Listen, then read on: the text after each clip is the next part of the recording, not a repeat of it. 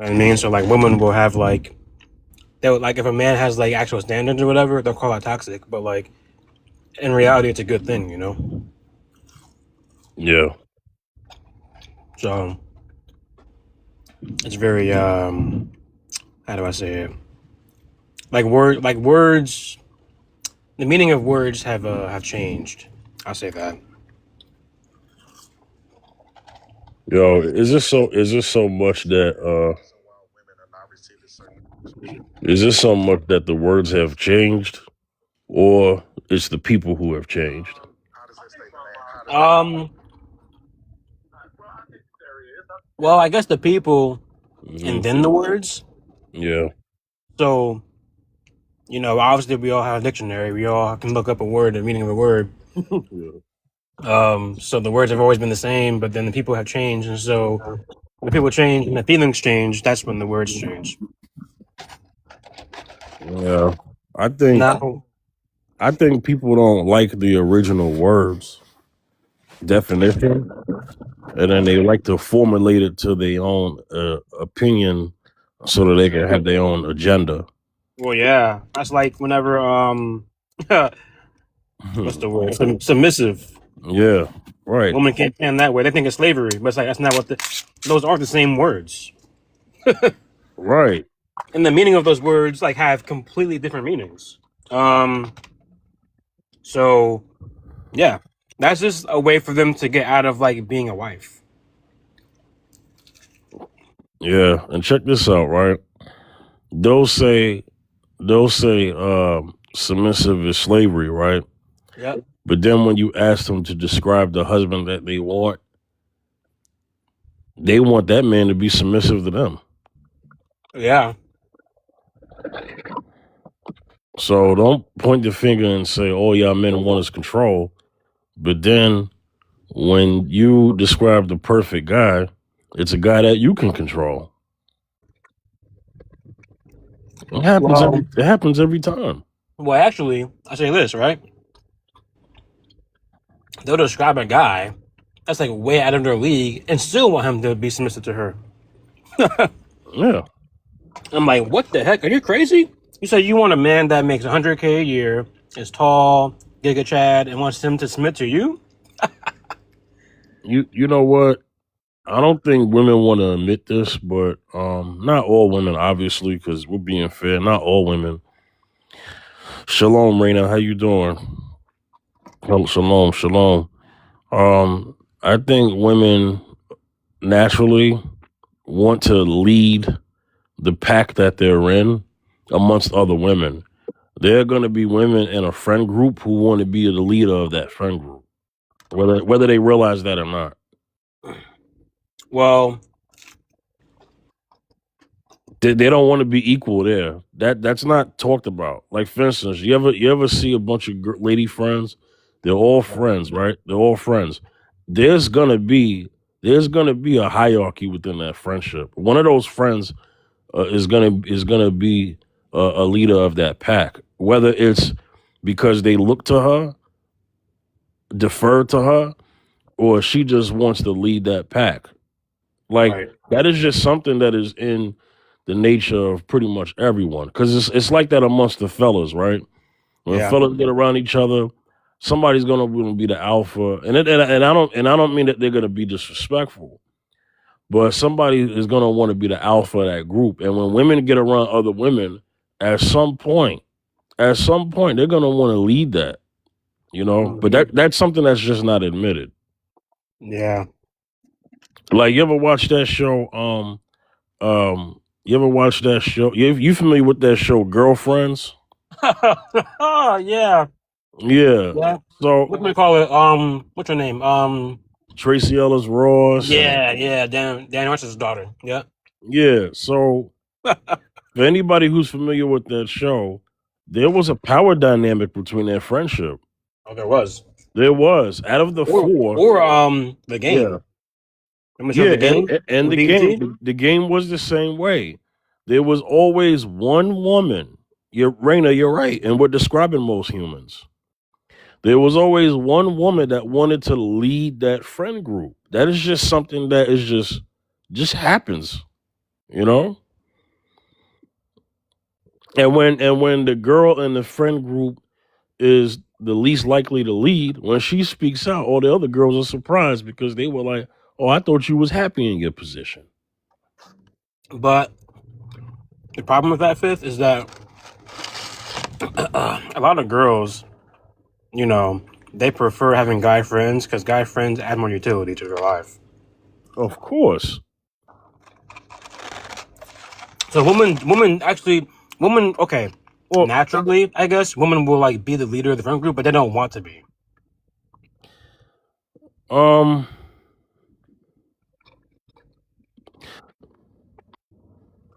you mean out of the women? Yeah, like what I'm saying is like women don't naturally like want to be a quote unquote Uh-huh. leader. They'll Yeah, be a yeah. leader because of the people they're around, like their friends or whatever. But like Circumstance. Yeah. right, exactly. But like at the end of the day, like think about it, right? Look at a cheerleader at high school, right? The mean girl. The mean Right. girl is Team only a mean girl captain. because of she has to be, but she don't Yeah. want to be. Yeah.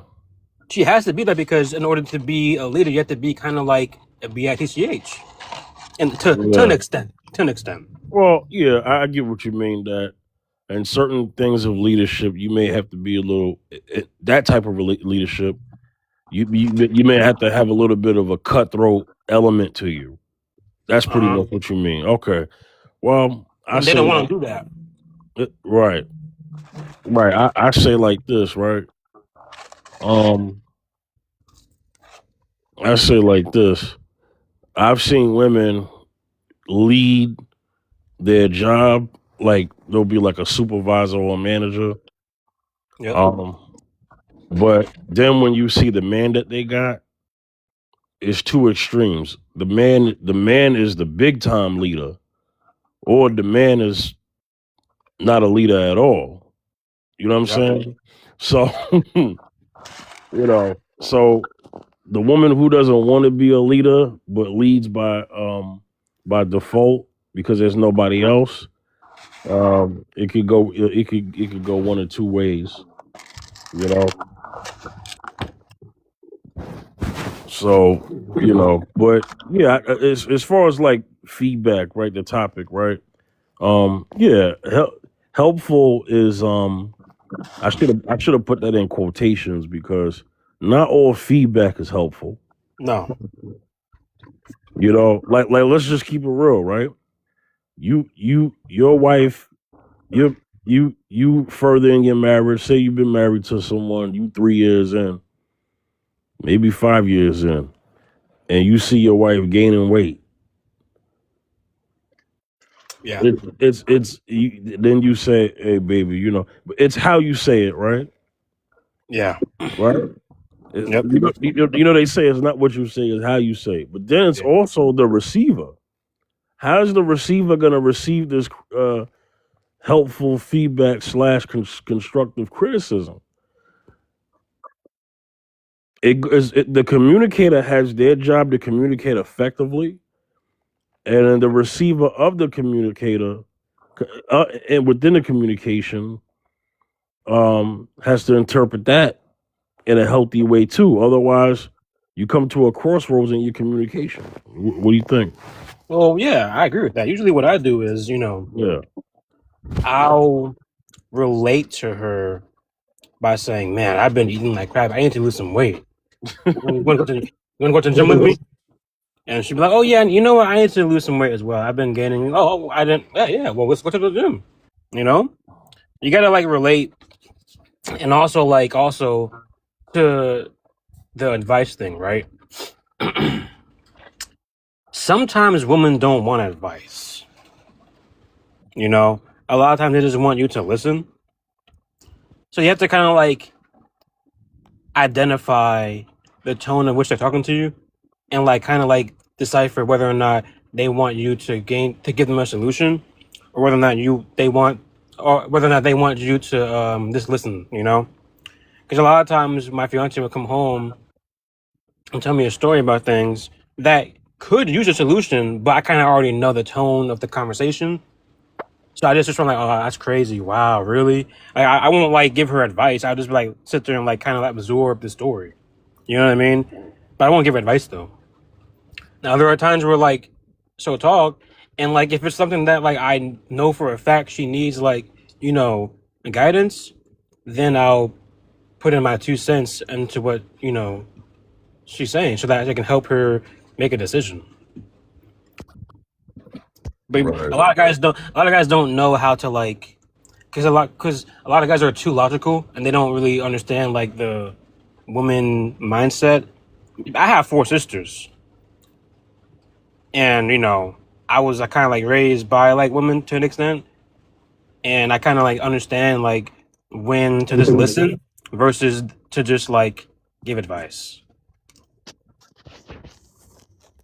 Hey, Beyonda, remember what you said on Fifth at Night Monday? You said that men have to understand women in order to get them, right? Yeah, We have to understand them to keep them too. One of those things you just said is about understanding a woman. So if you were raised by a woman, I was raised by my mother, right? I know, right? And I was always, when men who are raised by their mothers, they by default connect to the woman's become empathetic to the woman's plight. yeah, So what happens is that when you get into a relationship, you're already centering the woman in the sense of, all right, well, I know that I got to say things a certain way because I don't want her to get offended. You know what I mean? right. It's not what you say, it's how you say it. That's usually preached by women mostly, more so than men. You know what I mean? 1000%. So you naturally end up being empathetic to the woman's plight automatically. And then you said on the adverse side that women, when they get men, they don't necessarily have to understand a man because of the things that men are drawn to them anyway. They're gonna get a man regardless. You know what I'm Yeah. saying? So they don't necessarily have to study a guy to get a guy. But as with us, we definitely need to know. We got to know something about women for us to really even have an attempt to get one. You know what I mean? Because Yeah. yeah, go ahead, Beyond. But the unfortunate thing is that women don't under women now don't women think that they are the table. You ask them what you bring to the table, they're like, I'm the table. It's like that's not gonna fly. You're not gonna keep a guy with attitude. And so many women have that mindset to where they think that this guy show up and be pretty. Well, that'll get you in the door, and that'll get you, sexual access. But like that won't keep a guy with you. You know what I mean? Like women have failed to realize that they have to actually put effort in to keep a guy, at least a little bit. Yeah. Men, if you can't keep a guy, that's a skill issue on your part. You Mm. know, how are you attractive and have so many qualities, whatever, but then you don't know how to keep a guy with you long term. You know what I mean? That's a skill issue. And so when women complain about that, it's like, well, it's not man's fault; it's yours. You have the golden ticket, and if you let that guy smash and then he leaves, that's your fault because you didn't know, you didn't read, you didn't read you didn't smell the roses. You didn't know what was going on. Like women don't like when women when when women right reject men, we get it up front. Like men are gonna feel rejected and they're gonna whatever, right? But then when men reject women, men do it covertly, right? Women do it overtly, men do it covertly. Meaning, we don't gotta tell you why we're not talking to you. We're just gonna ghost you. You know? Hey, And women hey, will have no idea why because they don't understand men. If women hey, understand men more, then they would know, hey, listen, this guy in my friend zone is trying to smash. I'm not gonna let him do that. right. And then that guy's gonna be your friend for 9 years. And then as soon as you slip up, he'll be right there. And as soon as you give access to him, he'll be gone. I'm telling you. That's how it works. They fall for it every time. Hey, peep game, right? Shout outs to Raina, right? Raina said guys also have wandering eyes, right? Hey, I'm willing to prove that women have wandering financial desires when they see other men with more money. Mm. So the guy who hops out of the Lamborghini gets their eye too. Raina, you better comment on that. Mm. I know what we do. I know what we do as men. Sadly, I know. We see something. She said that's a sad aspect, but it's true. Also, that depends, though. I don't know if that's like. I'm not absolute though. I know I'm No, no, no, speaking no, on no, no. that, but you I know hear what me. you're I'm not saying. absolute. Yeah, you're speaking in general. I get that. I would Yeah. say that it's like it depends. Like if a woman is raised right, the money's not going to really matter. You know what I mean? And there are women that are more attracted to like the financial part of life versus the other part. I think all women want money. It just like some women are going to be upfront about it, and man, we call that gold diggers, right? But then other women will be like, "Oh, I want a man that's ambitious and whatever language that leads to money." You know what I mean? So you pick your poison, right? You either want someone that's going to like tell you to your face, or one that's going to be a little bit more modest about it. It's really a mindset thing, you know. I think any woman would want to be comfortable and have a man to provide for them, and not have to struggle. I don't think anyone wants to do that. So I think women are wired to like want that, but then you have women that are like that represent the extreme part of it. It's like, oh, okay, she wants materialism, you know. I don't think all women are materialistic. I think that's there's a good portion of them, you know, but I think overall, all women, and I'm saying this absolutely, all women want, you know, a level of comfortability. What that looks like is different, but I'm pretty sure all women want that. Whether your man makes 80K and you guys are living within your means, and you're okay with that, woman can be okay with that, or they're gonna want. You have women that want 80K. You have women that would be okay with 200K. You have women that would be okay with 1 million, right? It just depends. Everyone has like levels to it, but I think overall, all women want that level of comfortability. It just depends. Beyonda, you remember 2 weeks ago I had an episode. You was on there, Jess was on there. We had a new woman by the name of T Tropez on there, right? Yeah. And I said, yeah, the woman makes 100K. I was talking about when the woman starts to make more money than the man, right? Yeah. They were talking about marriages, and I was saying, well, most women who already have the money that they got typically don't want to marry a guy who makes less money than them. But I was talking about within a marriage where he started out with more money than her, but somehow she was on the come up, and it's not a bad thing. It's a good thing. As men, we celebrate that, right? Right. She ends up now making more money, and then I said he's a good man, and then she now leaves that man because all he makes is 80K. And a certain person said, well, why is that a problem? I said, wait a minute, that is a problem. If she's leaving a good man just because he makes 80K and now she makes 100, why is she leaving him now? So, I mean, and for the person that said, well, I wouldn't do that, but what's the problem with it? I hate when people do that. I wouldn't do it, but what's the problem with it? So, yeah, you would do it. That's what that means. You would do right. it. Right, because that's wrong. And I wish I would have brought up this, right? I wish I would have brought up, hey, what if the man meets a woman, she's in great shape, but then he leaves her because she gets fat? Is that okay? I bet you they wouldn't co-sign that. Good point. Damn. Yeah, that's good. Well, I'll say this, right? I think it has to do with the biology of a woman's mind to an extent.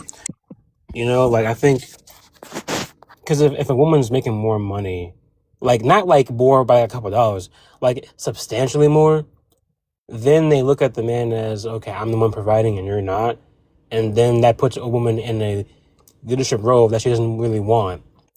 And so she's going to be the one making the decisions. It's really hard for her to step down and submit to her man when she's making all the money or the majority of the money.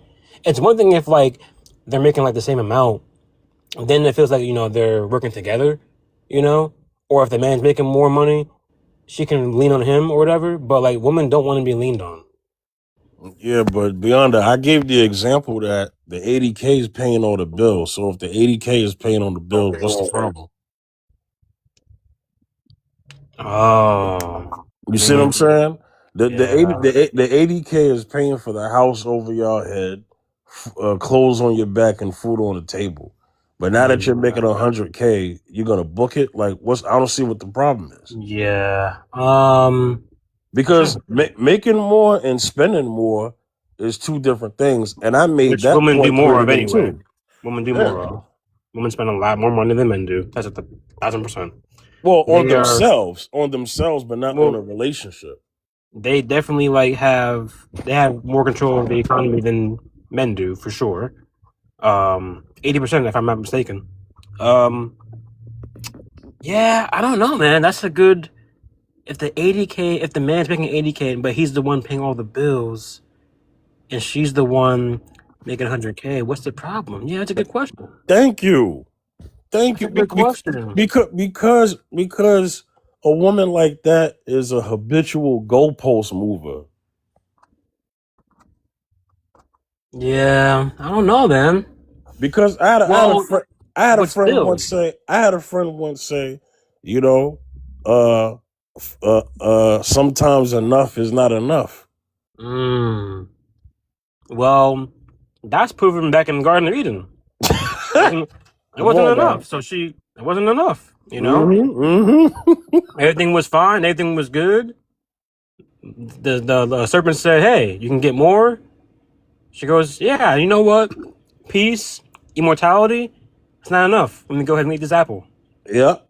That's what happened. Yep. That's that's it in a nutshell. It's never enough. Never Yeah. enough. So, but I just think that it's.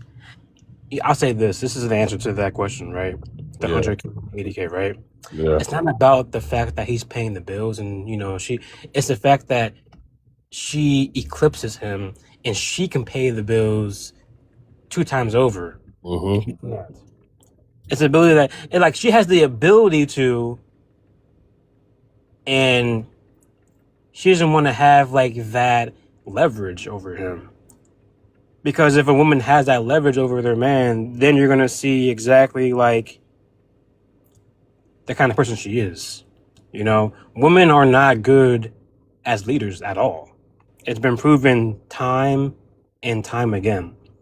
Because women have proven, and I'm not saying men haven't for sure. I'm just saying that women in general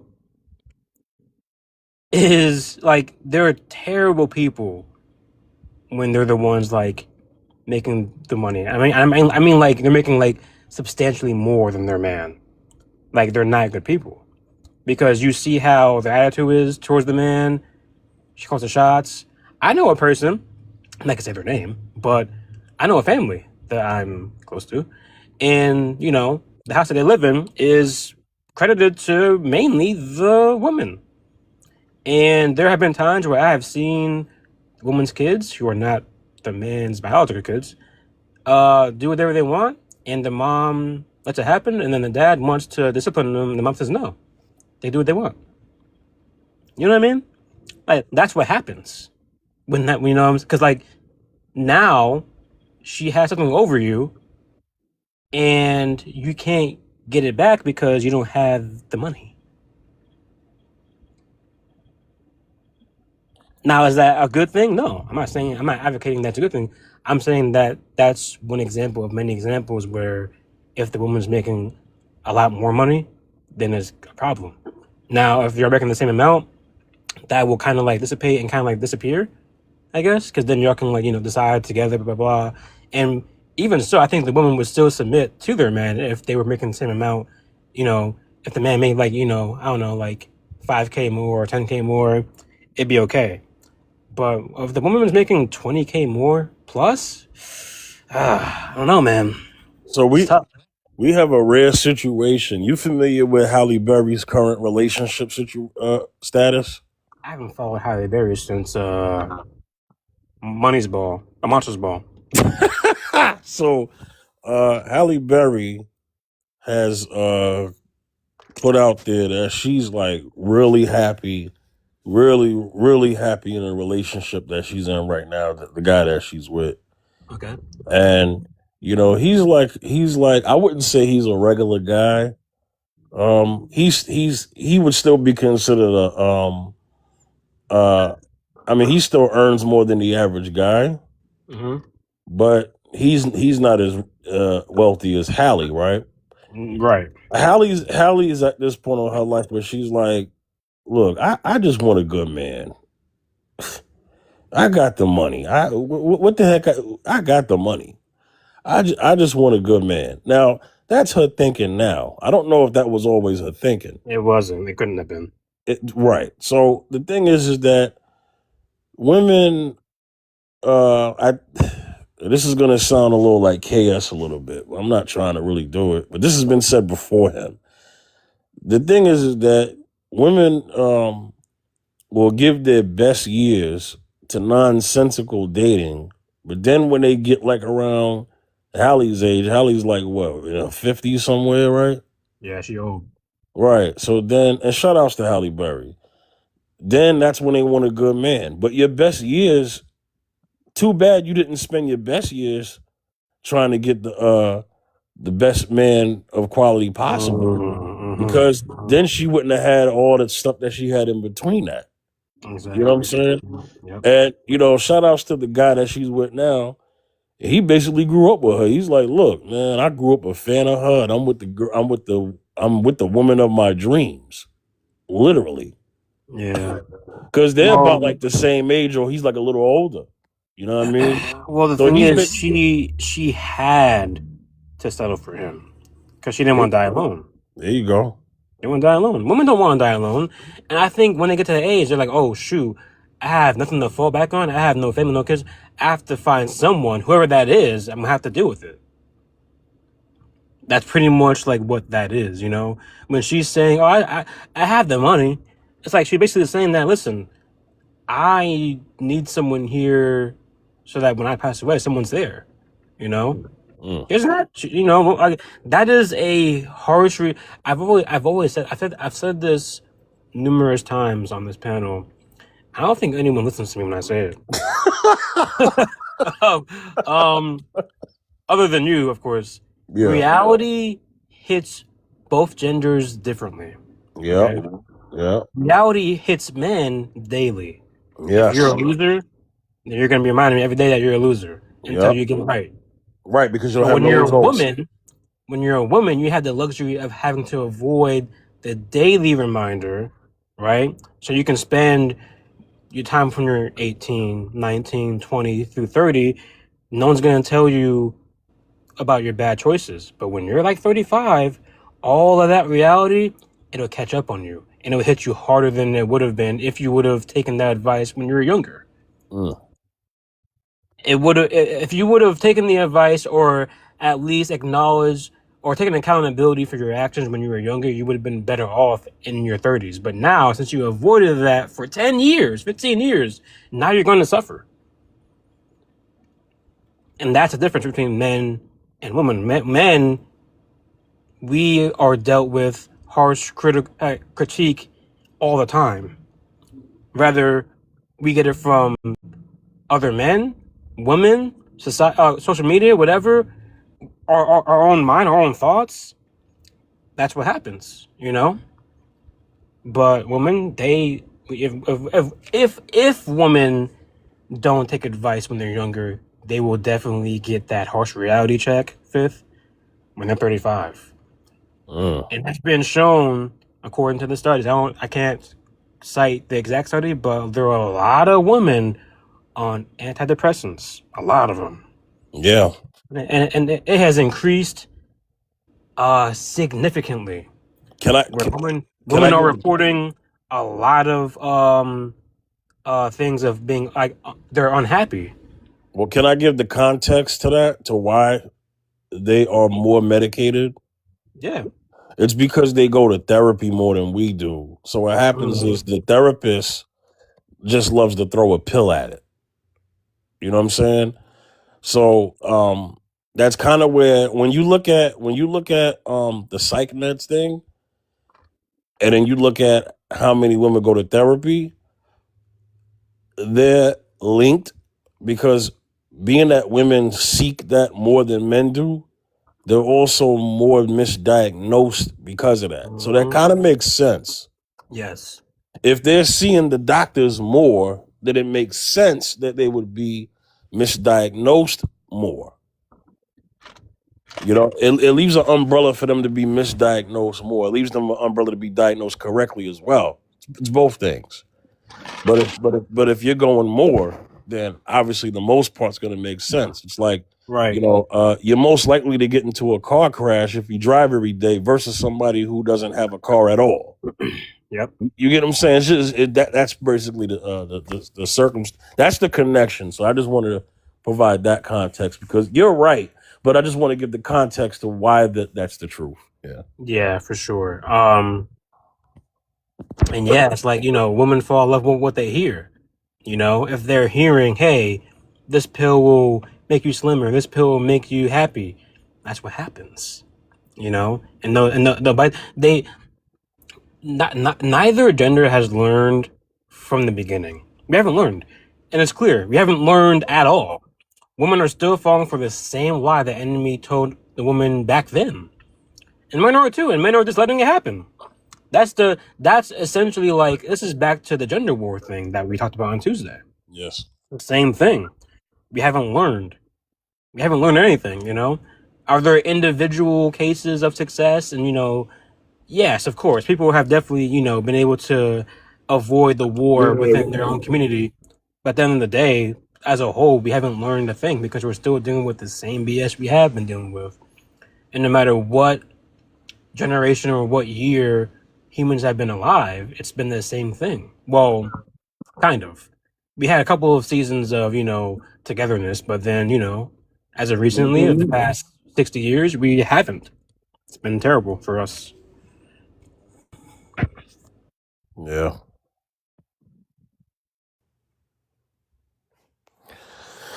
Yeah. Yeah. Spot on, man. So with the topic, right? Um, when it comes to like emotional intelligence, man, Mm-hmm. that's one of the things that you hear that's highly requested from women, right? A lot of women will say that they'll want this. This is what happens, right? The woman will say, "I want the money man. I want the money man." Then when they get the money man, they're like, "Oh well, the money man's not emotionally available." Well, because he doesn't have to be. And the reason why he doesn't have to be is because when he was taught to get women and being on the come up, he wasn't taught to prioritize that. He was taught to just prioritize the money, and the women will come, and the women did. So then what Yeah. happens is after the woman has had her fair share of the money men, now she wants this emotionally available man. Let's just say she gets this emotionally available man, right?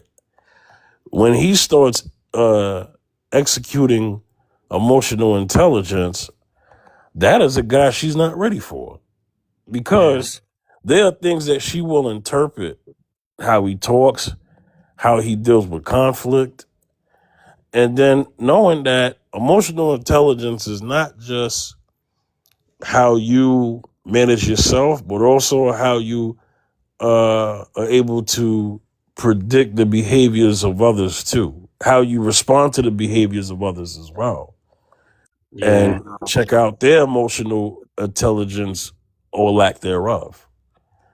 And the feedback thing, I'm telling you, man, that thing is a slippery slope. You know what I'm saying? Because Mm. it's needed, right? but it also involves you looking at yourself, even if it's done the right way. But how it's interpreted goes a long way as well. Go ahead, speak to that, brother. Well, the problem is that, women will say they want emotional intelligence, but then don't have it themselves. Otherwise, they know how to deal with that situation. You know what I mean? It's like you have to have you have to at least have the quality you're asking for to an extent. Yeah. You know, and I don't think when women say that they have that they don't care about. I don't know. There have been times where I've seen women say that, Fifth, but then like they're extremely selfish. So if they're not intelligent themselves, at least for the emotion part, so they want the man to, be more intelligent emotionally, but then they don't do it themselves. It's very annoying.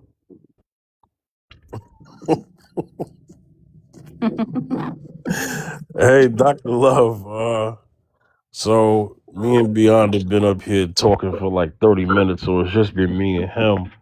Bro code, bro romance. Why not? So today's topic is, when does helpful feedback turn toxic?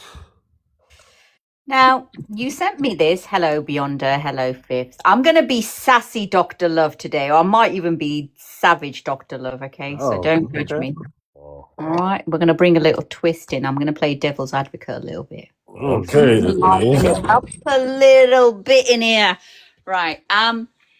So when you sent me this, I read it and I was a little bit confused as to what angle this was coming. So I just want to clarify before I answer. So when we say helpful feedback turn toxic, are we talking about in a relationship when a partner calls you up on something and then we perceive it as toxic, or it is toxic? Is that what you mean?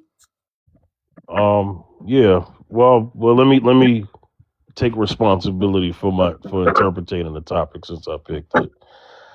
In a relationship, absolutely. This is why the thumbnail looks the way it looks with the couple, right? In a relationship, absolutely. Helpful feedback. There's a thin line between constructive criticism and manipulation.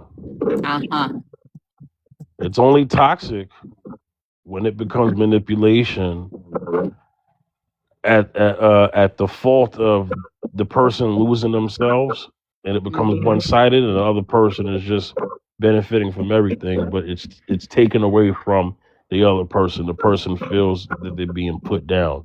That's one part. The other part is the constructive criticism part is really to help the relationship, and it gets received well.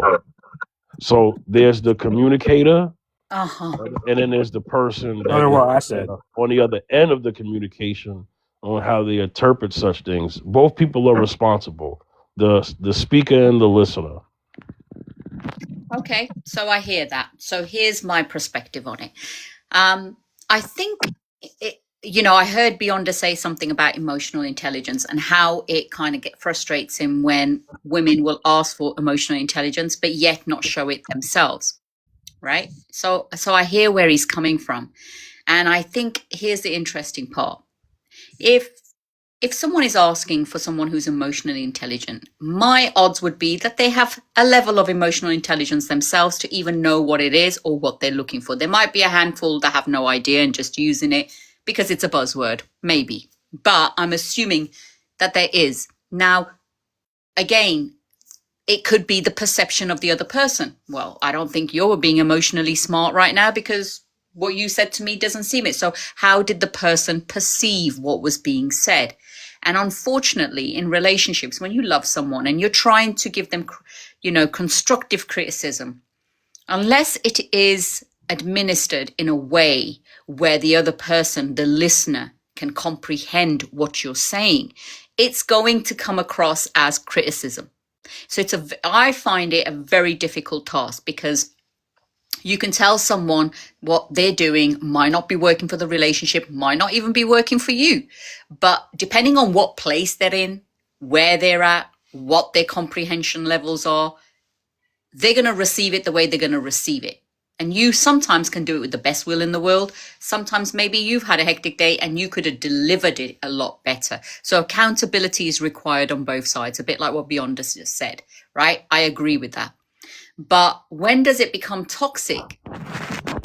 It becomes toxic when, if I am telling you fifth, I'm going to use you fifth. I'm not using anyone else because people take offense like there's no tomorrow, right? If me and you are in a relationship, fifth, and I say to you, something that you're doing that isn't working, it could be anything, and you respond back in a very defensive way, in a way where you're shutting me down, where you're not hearing what I'm actually saying.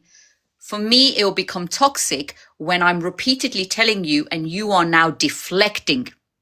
For me, it becomes toxic when you don't take any accountability, but you're putting it all on me, like it's a me issue, like it's a me thing. For me, at that point, it's now going towards toxicity.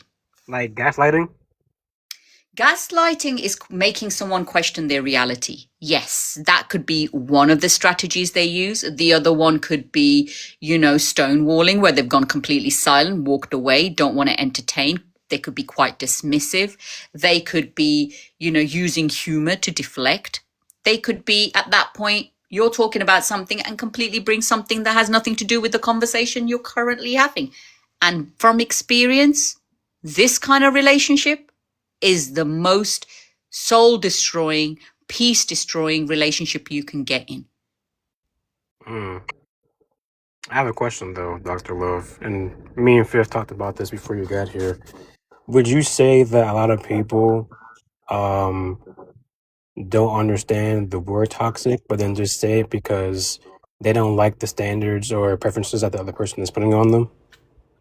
You see, I'm a big believer, and I always say to people, always clarify what it is you're trying to understand. If you don't understand, no shame in that. What toxic means to me might be very different to what it means to you, Beyonder, and same for Faith. So it's important for me to find out, well, what do you find toxic? What is peace to you? Because it may look very different to me, and I'm the listener. So if I can understand your perspective, where your thinking is coming from, maybe I can respond in a way which makes sense to both of us. Right, but the word toxic in regard to a relationship is this umbrella term that describes, emotional, mental, physical harm, or when one or both people are feeling unsupported, misunderstood, or degraded to an extent, so that is toxic. That's the umbrella term for most people. So it might look different, in different relationships, but it means the same exact thing for everybody else. So see, toxic to me is in a relationship is something like where someone is just deliberately trying to piss you off. Yeah, that is a subcategory that still falls within toxic. That's correct. Yes, like gaslighting or rage baiting, that is absolutely part of toxic for sure. It doesn't change the meaning is one thing, and then there are subcategories that go into it. So even though it's different for you, it's still the same. Like if you said that's toxic, that's correct. Words have meaning for a reason. I was talking to Fifth about this, I think on Tuesday, and I'm not sure if have you watched the movie The Incredibles? Yes. Well, there's a line in that movie that most adults don't ever look at. I caught onto it very early in my life. And the bad guy, right, Syndrome, had all the family members captured. And he said, my goal is to make everyone super, because if everyone's super, then no one is, meaning that the word super doesn't really have any meaning to it. So if people are misusing the word toxic, right, then the word toxic has no meaning. And then we're not going to be able to identify what's toxic or not toxic, because everyone's using it just for whatever buzzword or for whatever reason they want. If we look at the word toxic in itself, right? Toxic, we see it on labels. It's a warning. It's a yellow warning. This is toxic. It could harm you. It could destroy you. It can unalive you. Be aware. Warning. That's So I guess when we use it in relationships, if somebody is toxic, they're going to be toxic before. They're going to be toxic now, and they'll probably carry on being toxic, because that's part of their makeup. So you have to watch out for the toxic ones, Beyonder. Well, would you say that a lot of people ignore that sign because of the convenience of just being with somebody? I think we ignore a lot of things in relationships. And I'm going to give you a classic example. There was a situation where someone affirmed their boundaries or their standards, and the other person completely reversed it and called the person too much. Now that is a deflection, right? Is this person toxic? Maybe it's the beginning of the end. Maybe it's the beginning of a journey. Maybe this person is going to deflect and use such words, and maybe they'll start coming out with, oh, you're too sensitive, or you don't understand, or you're not good at this. Maybe it's the beginning. Do we ignore these signs? Yes, we do. Why? Because the person who's manipulating the situation is going to do it in small chunks. Very small chunks, maybe one today, maybe one next week, maybe one halfway through the week. They'll do it in small chunks. And the way we operate is because we want to see the good, because we've planned that whole potential, or we find them so sexually attractive that we're willing to overlook because it's not done. Manipulators are very clever. It's not done all in the same group for us to think, whoa, this is way too much. They do it in small chunks. So they're almost testing our boundaries in every other way. How much can I push? What will be the pushback? You know, how much can I get away with? So they do it in small chunks that we don't put it together always immediately.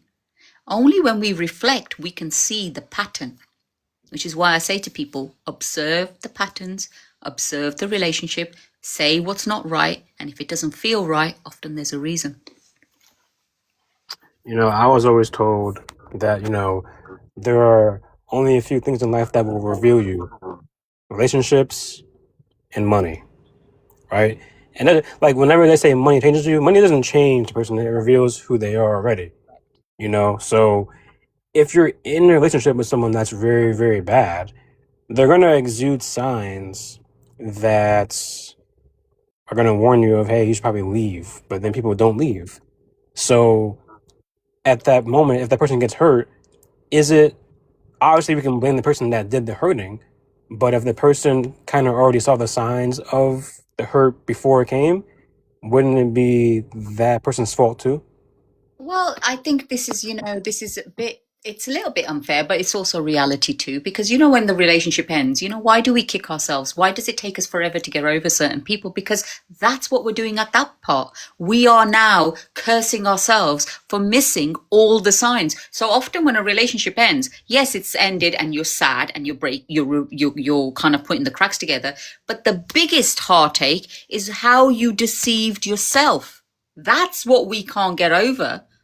It's how we allowed stuff, and we knew that we should have known better. And we spend the rest 3 months, 6 months, 1 year, 5 years. Some people are still not over it because they are blaming themselves. But you know what? I always say, everything happens for a reason, and either it's a blessing or a lesson. And if we paid attention to, okay, I did the best that I could do in that moment, it will allow you to accept and allow you to move on. But people don't move on. They stay stuck. Right. I don't put blame on people who really don't have any clue at all, but I would have to say, and this is credit to most human beings are pretty smart. We're not dumb, So there are times when people absolutely know about a person's true colors and they ignore it, And as much as I don't want to see other human beings get hurt, no matter who they are, you still have to take some level of, hey, listen, I did this. Yes, I got hurt, but honestly, I could have stopped this a while ago and I didn't do it. You know what I mean? 100%. When I look back at my relationships, right, and I'm just going to talk about me. When I look back, I look at all the lessons I've learned, and I look at all the foolish mistakes I make. And, it's really hard being me sometimes because I know a lot of things, but yet when it comes to myself, I let them slip. And the reason for that is because I have faith. I have trust. I love with a big heart. And I always believe that if the person wants to change, they will. And the downfall part of mine is I always used to, not so much now, I used to have that thing. Well, if they love me, they will change for me. And that bloody thing got me into a lot of trouble because they don't change for you. They have to change for them. But in order for them to change for them, they have to have a level of emotional intelligence, a level of accountability. They have to have that because otherwise the blind will carry on walking blind. They don't even see it as a problem. So why are they going to fix it? So I think, we have to learn the lessons, look, and yes, we let things slide. Why did we let them slide? Because we believed in a potential. We had faith. We had hope that they would change. And these things kept us giving them more opportunities than we should have ever allowed. And that's the sad part. Indeed it is. Indeed it is. So let me kind of jump in real quick. So toxic is also a behavior too. So it's what you can verbalize, but it's also how you behave in terms of that verbalization. I'll explain how. So let's just say you had something that was positive. It was constructive. It had positive reinforcement, not negative reinforcement. But if it keeps being nitpicked and nailed home every single time, then that could become toxic, right? Like for instance, Dr. Love, right? Dr. Love, right? Let's say you my wife, right? Yeah. And we've been married for maybe 4 or 5 years. Mm-hmm. We done already had like a kid together. Mm-hmm. And I say, what's his name? His name is What's our imaginary online baby called? his, no. his name is Jason Jr., right? Ooh, I just said my real name. That was my ex's name, please. So let's just say his name is Fifth Jr., right? All right, okay. So he's Fifth Jr. Mm-hmm. And so Fifth Jr. Mm-hmm. And I said, hey baby, it's been 4 years since you had since you had Fifth Jr. Getting a little heavy there. Oh, okay. You're talking about my weight. Okay. Yeah. And I'm gonna say, hey, let's go back to the, let's let's go ahead and let's when you gonna get that weight down, right? Mm. And let's just say I say it that way, right? As because there's how they say it's not what you say, it's how you say it, right? So I say it that way. So how do you interpret that? Well, to be honest, it has happened in the past. So I'm not going to lie. I'm not going to say that I'm overwhelmed by it or it's the best news ever. Obviously, I'm going to feel a little bit, oh, he doesn't love me. Straight away, I'm going to go to, you don't like me anymore. You don't fancy me anymore. And that'll be a problem for me because I want to make sure my man is invested in me in the way I want him to be. So I'll feel it, but my rational brain will say, hey, okay, because I know I'm putting weight on. I know it. I feel it. I see it. So when you say it, now it's like, okay, all right, now enough is enough. We need to get this sorted. So then I would go and do something about it.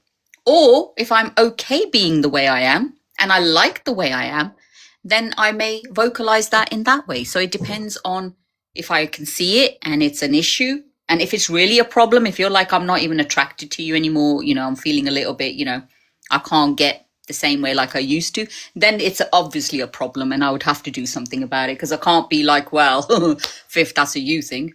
Because I want to be intimate with you. So that's a us thing. So I would work on it and get something done.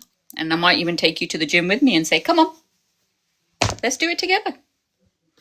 You answered that better than I thought. I thought you were going to say that, yeah, you probably should have said that better. Because I was going to give this example. I come to you and I say, hey, baby, I think we should address the elephant in the room, no pun intended. Because when we're both healthy, we'll be here longer for our kids. Mm, And I think that is something that is a good thing. And mm, I'm willing to help you mm. get to that point where we could both live a healthy lifestyle so that we can have more time on this earth with each other and with our family. Both cute, but they're both going to hurt. They're both going to sting. What's And going to hurt less?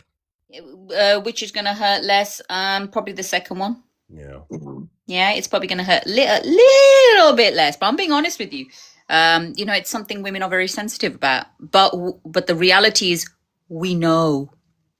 So the ones that say, "Oh, I didn't realize, I don't know," I don't believe they're being honest. We know. We know our clothes don't fit us. We know we don't look good in that mirror. We know, but there's going to be a deeper issue that we are not facing. We are not addressing. And it could be we just don't feel good about ourselves. Could be maybe a subconscious way of being away from you. Yeah. There's lots of reasons why we do it, but we will know. So it's going to sting whichever way. But if someone really wants to make something work, and if you know it's something that your partner is now not desiring you the same way, for me in a relationship, well, that's a big thing, right? Unless I don't want to be with you physically, then it's not. Then my reaction might be, well, it is what it is. I am what I am. Take it or leave it. Because I don't care. But if I care, then I will do something about it.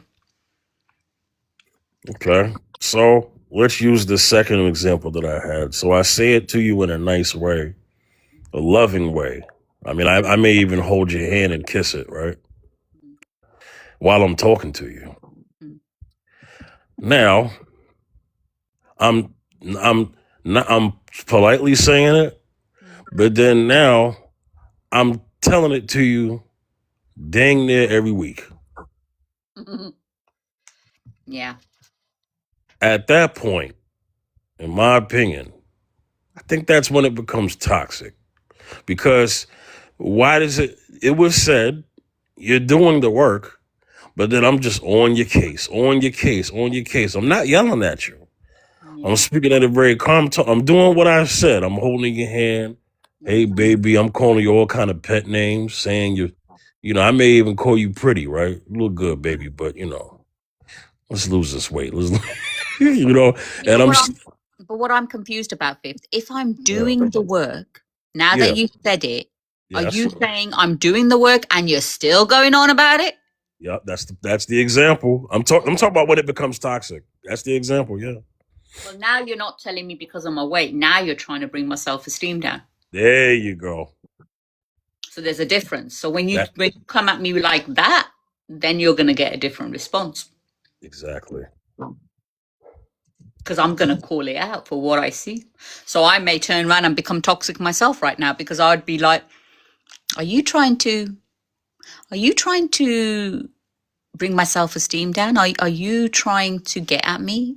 Is there something going on? Which you might then interpret as, oh my God, she's toxic.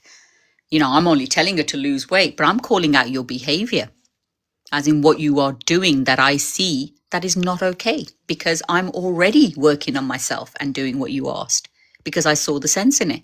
Now, what is the reason for you to continue? You see? Yeah. Yeah.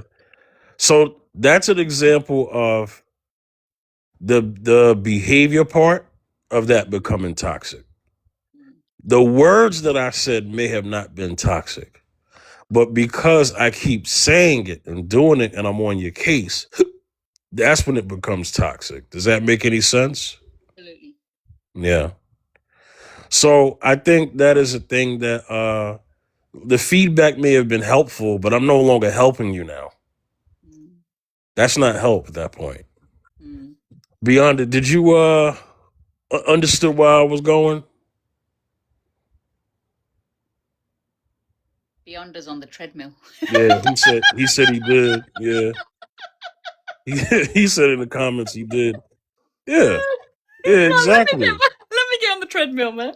Right. Because you know what also happens, Dr. Love, in a relationship / marriage is that I could say something and then you could have a come back and say, well, I don't like the fact that you're going bald. Yeah, but that's just defensive, isn't it? Right. And that's just being defensive and deflecting from what you're actually saying, which is a similar example to when I gave you the other scenario where someone is saying, these are my standards, and someone's deflecting and saying, well, you're too much. You putting it back on the person instead of saying, I see, what I did, and I can see why your boundaries are showing up right. It's all about communication. We're literally dating kids. But Dr. Love, you know how common that is? Yep. Do you know that you know what I think happens? There's a lot of things that people may have right about themselves when they're by themselves, but when they get into a relationship, they're not good communicators. 100. Because you have to communicate with someone who is an individual in themselves with their own stuff going on. It's not easy. We're all learning, trying, but it's about finding. This is why I always say you got to find someone, and this is why the emotional intelligence is so important.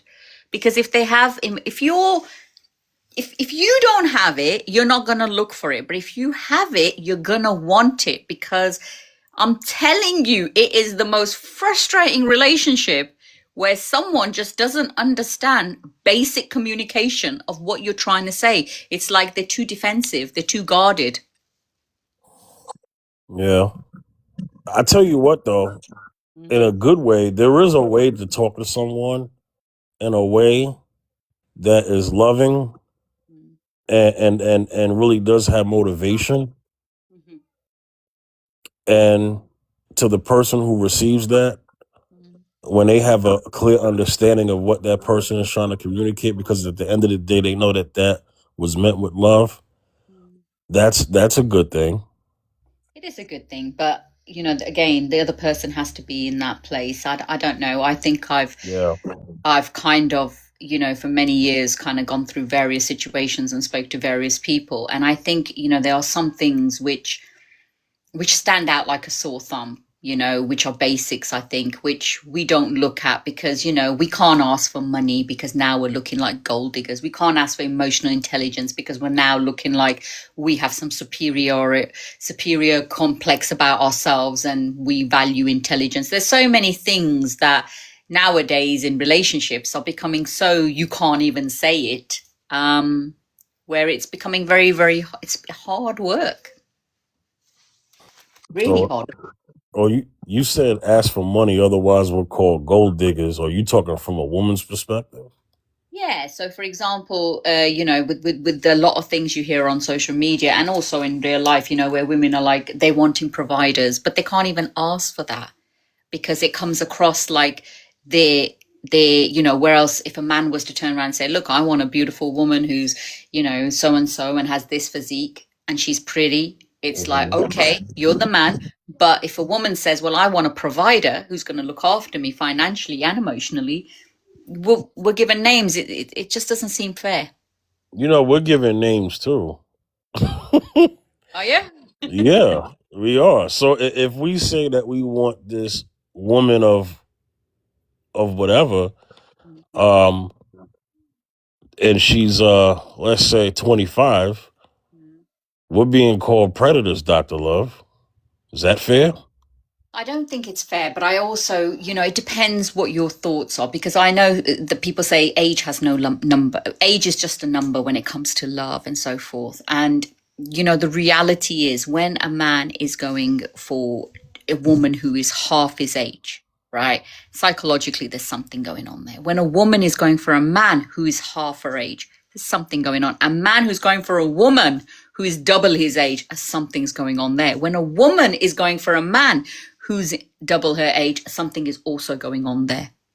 And these are the deeper things that people don't look at, but they're all there. Even people with fetishes, there is a thing going on there too.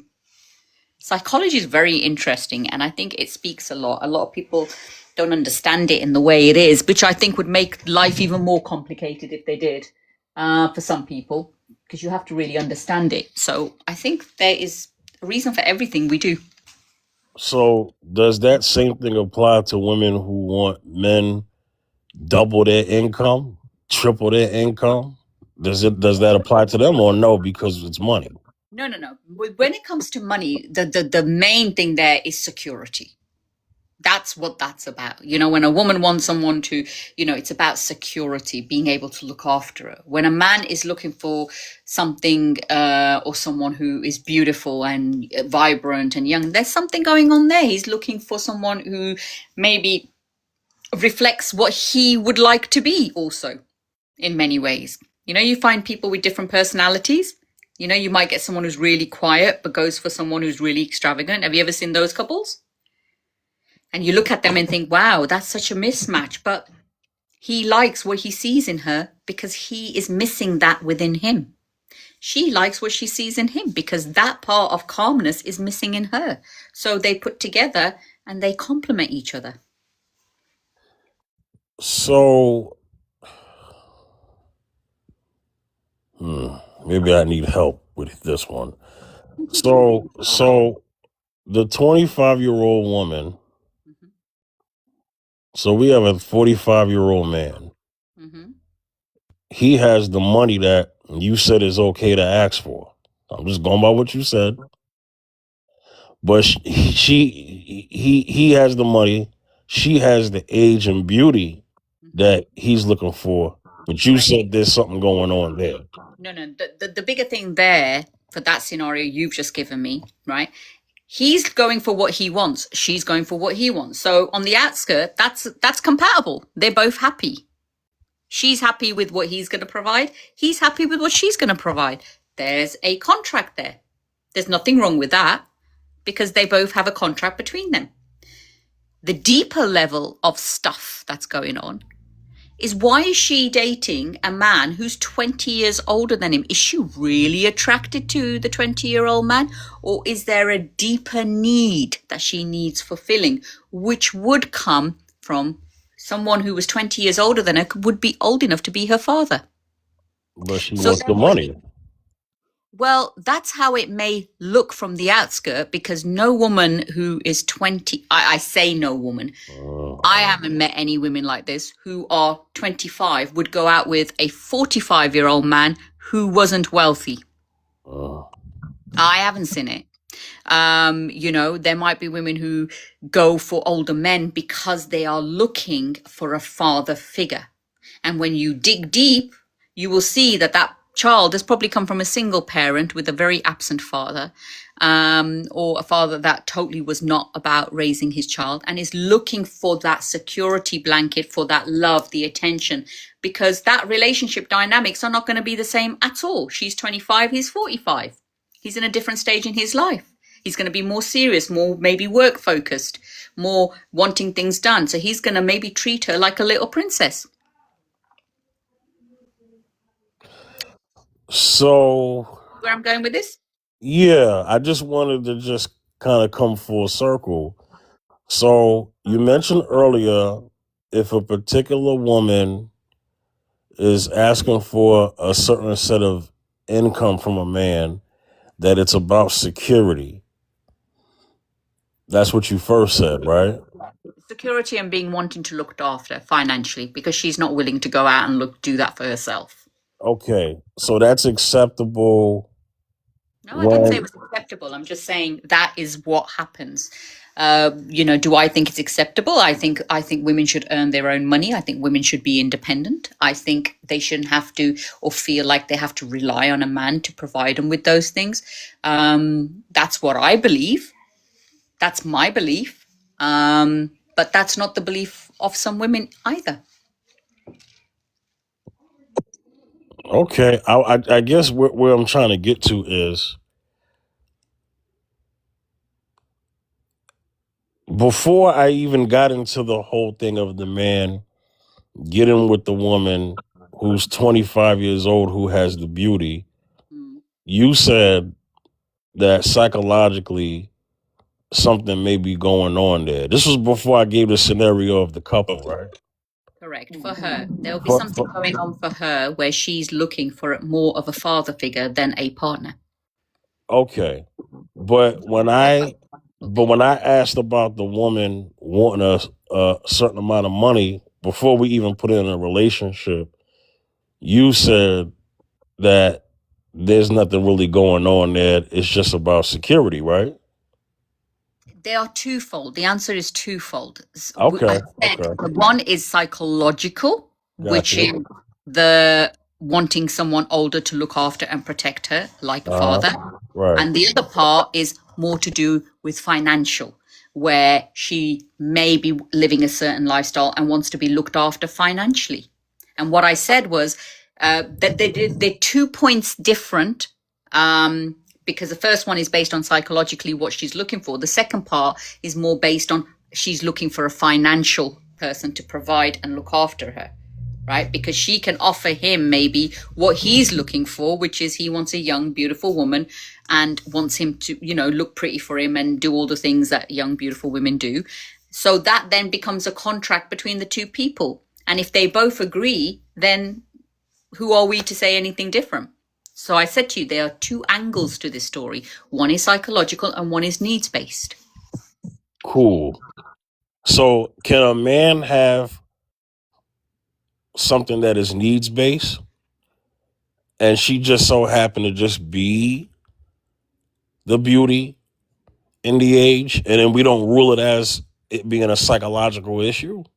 Well, if you reverse it, and let's make the younger man now, because there's a lot of younger men who want older women, right? It's been a thing for a long time. So if we reverse that, it's exactly the same for the man. His need is for an older woman, because is she really going to be that hot if she's 20 years older than him? Probably not. But what does she offer is the nurturing that he never received, the nurturing of a mother, a nurturing of an older woman, because an older woman is going to look older. She's not going to look like a 25-year-old, but what she might bring is warmth, wisdom, looking after him, cooking for him, cleaning for him, looking after him like a mother would look after her child.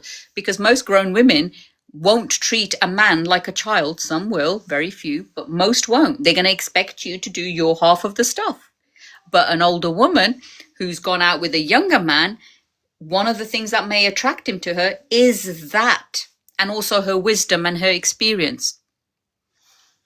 So psychologically, he's doing exactly the same thing. He's looking for a mother figure. She's looking for a father figure. Some young men will also be with sugar mummies who are well off and want to be looked after financially. It goes for both sexes. So what is the older woman looking for if she wants a man 20 years younger than him? You really want me to answer that? Yes, please. Okay, she's looking for vitality. She's looking for someone who's going to make her feel young. She's looking for someone who's maybe going to keep up with her sexual drive, because believe it or not, women get horny too. And the older they get, the hornier they get, especially if they haven't hit menopause, because their body is telling them, hurry up, produce those babies, get busy. Yet there are no babies coming. But the body doesn't know that. The body acts based on the reproduction and the way the body functions. So an older woman will be looking for someone younger because they're going to be more fun. They're going to have more energy. They're going to be more lively. They're going to be stronger to some extent, some. So she's looking, and she's probably not looking for anything serious.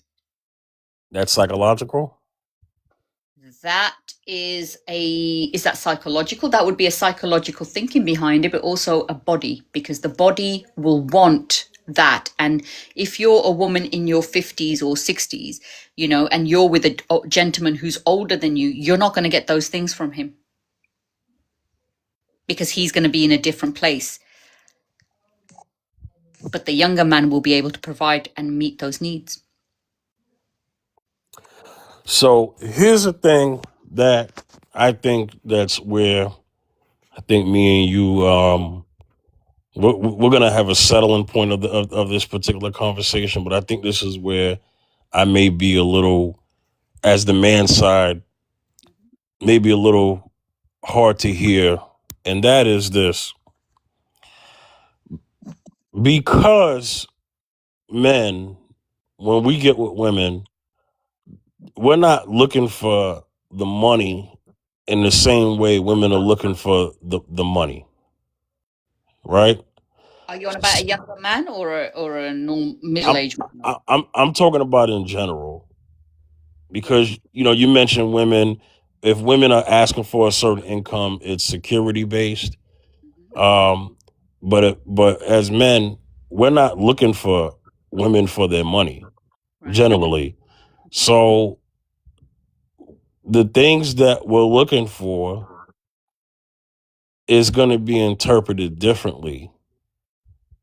So you have men and women who want to be together, but for different reasons. So You here's the other know? part that I missed out. Yeah. An older man would date a younger woman. And Uh this might sting a little bit, but huh. it's what I understand to be true. Um, older men will also date younger women because younger women are easier molded than someone their own age or older. And what I mean by moldable, they are more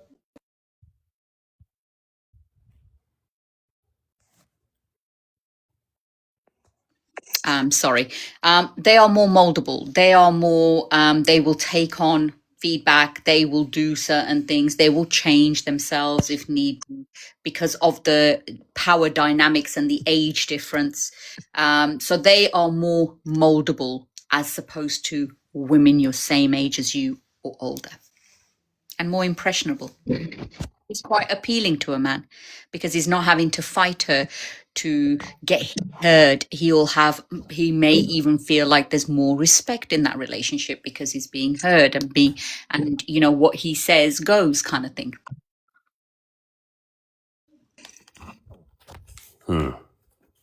That's the other reason. Okay.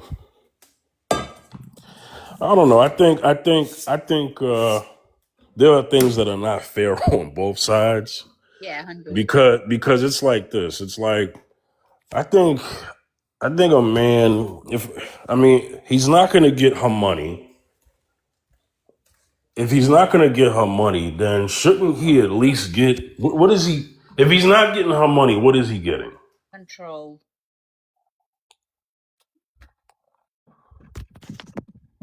Hmm. Bitter as it may sound, control.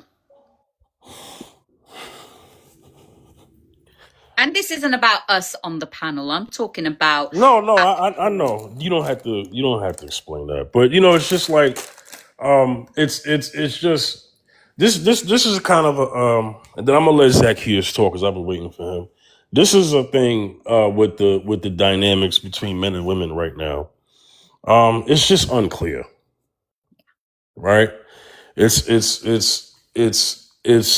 unclear, and because it's unclear, it's a level of communication and mindset. This is why when like people are vetting each other, when people are vetting each other, you have to really get into their psyche yes, because Dr. Love, what you think may not be what another woman thinks.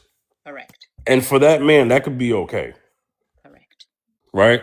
So, he may be like, when you said what you said about there could be something there. As where another woman is like, oh, yeah, that's cool with me.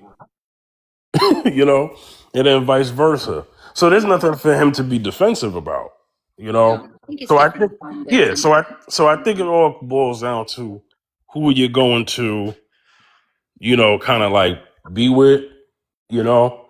And so, like I said, the vetting part. I mean, vetting is always going to be important, but yeah, I think people need to get into the psyche in terms of what is acceptable, what is not acceptable, in terms of like the moral compass side of things.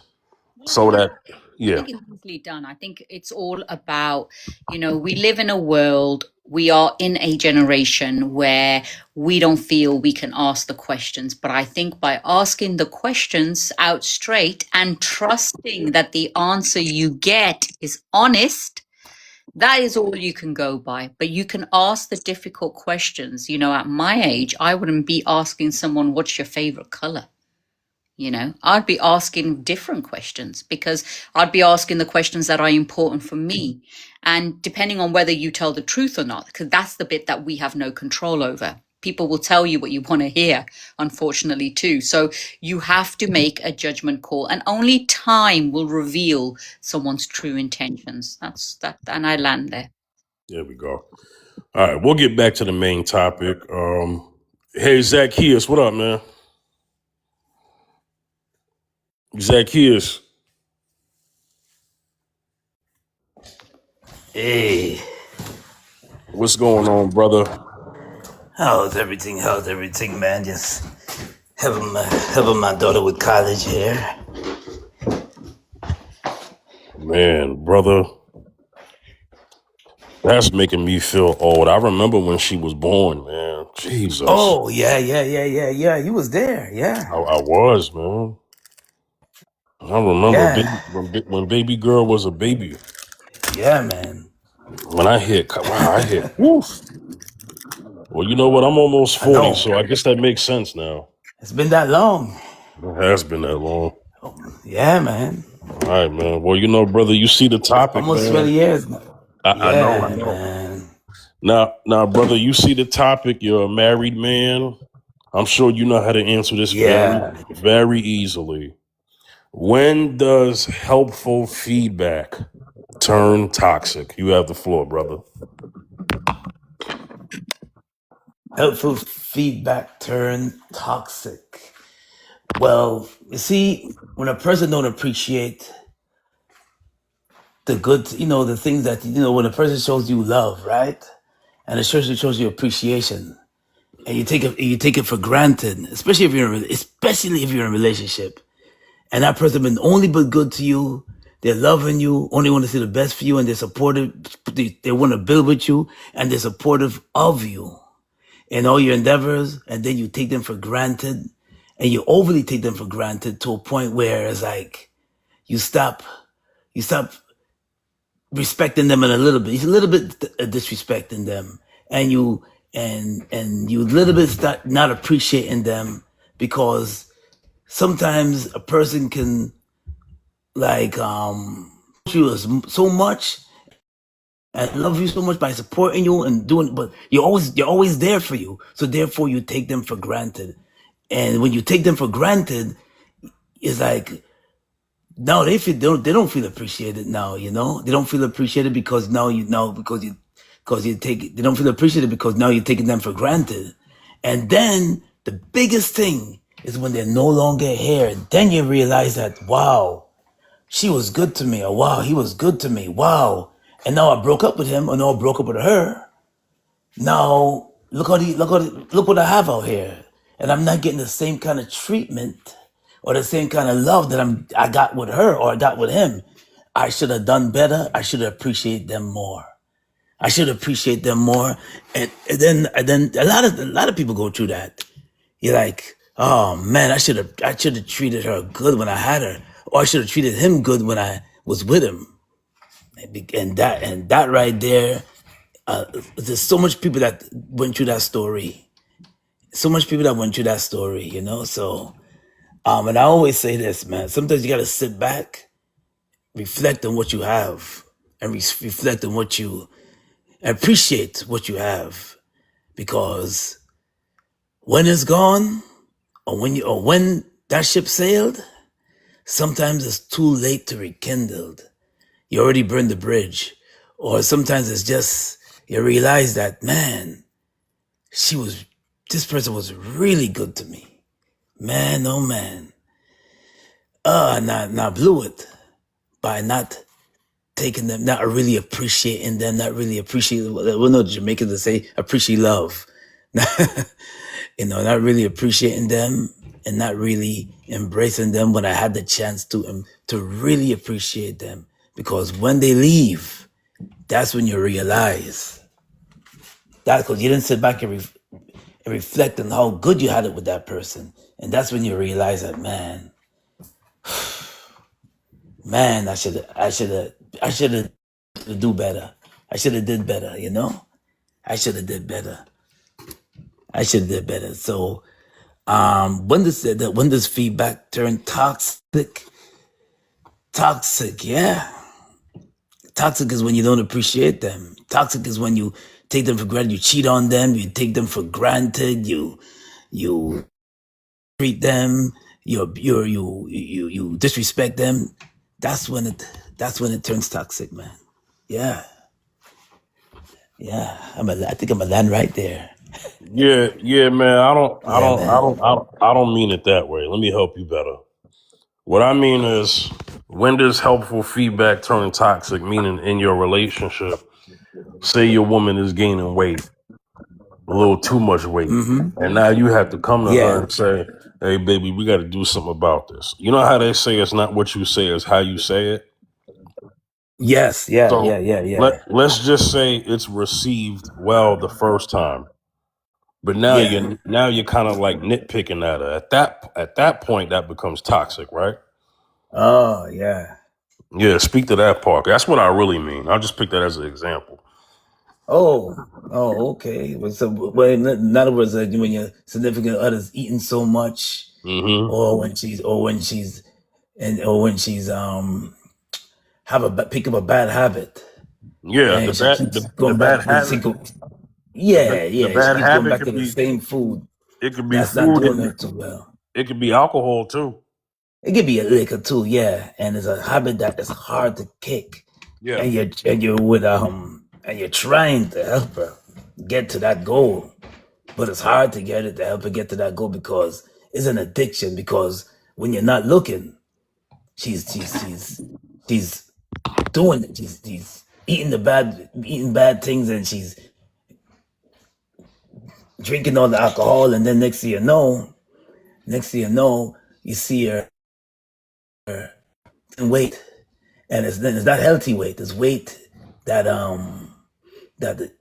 needs medical attention, and needs medical attention. And then when you address her on it, it's like she tells you that she's doing better, but you look at her and you see that she's not doing so well, but you try to do the best you can to try to get her to reach that goal. But you know what she does? She said, "You're overwhelming. You're doing it. You're pushing me too much. Why don't you just back off a little bit? Back off with us. Listen, I'm only trying to show you love. I'm only trying to help you reach your goal, and your goal is for you to feel better about yourself and you to get into that exercise program, and that's it. Yeah." That's one of them. That's one of them. I think addictions could be like wanting to go out too a lot, spending money, overspending money, and not being careful of how much you're spending, and you're in a bind, financial bind, and you're trying to help her or help him get out of that financial bind, but they're not trying to listen to you. Yeah. I think that's an example of it too, Yeah. Yeah, Pleasure said in the comments, when the convo about the feedback turns into a convo about how the feedback makes you feel. He's saying that's when that becomes toxic. Does anybody want to speak to that?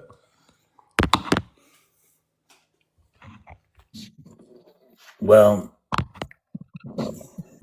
when the convo makes him feel gets you upset to a point. You see, it depends on the conversation. It's all about the approach too. And when conversation can turn left, or it can get you upset. They know the person's trying to help you. They're trying to help you, but in a way they're trying to help you, but you're not receiving it too well, or he or she is not receiving it too well. And I think that's what he means. And then you're not receiving it too well, so you get a little offended by what they say. So you become defensive. Yeah. And that turns into an argument. Yeah.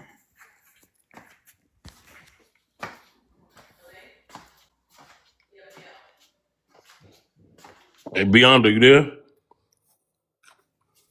Yes, sir. Yeah, anything you want to say to everything I got said? A lot of stuff got said while you was on mute. I was on mute because I was doing a stop. I was delivering oxygen to a patient. So I didn't really hear much of what was said. The last person I heard talk was Dr. Love. She was talking about women being independent and all that stuff. That was a while ago, though.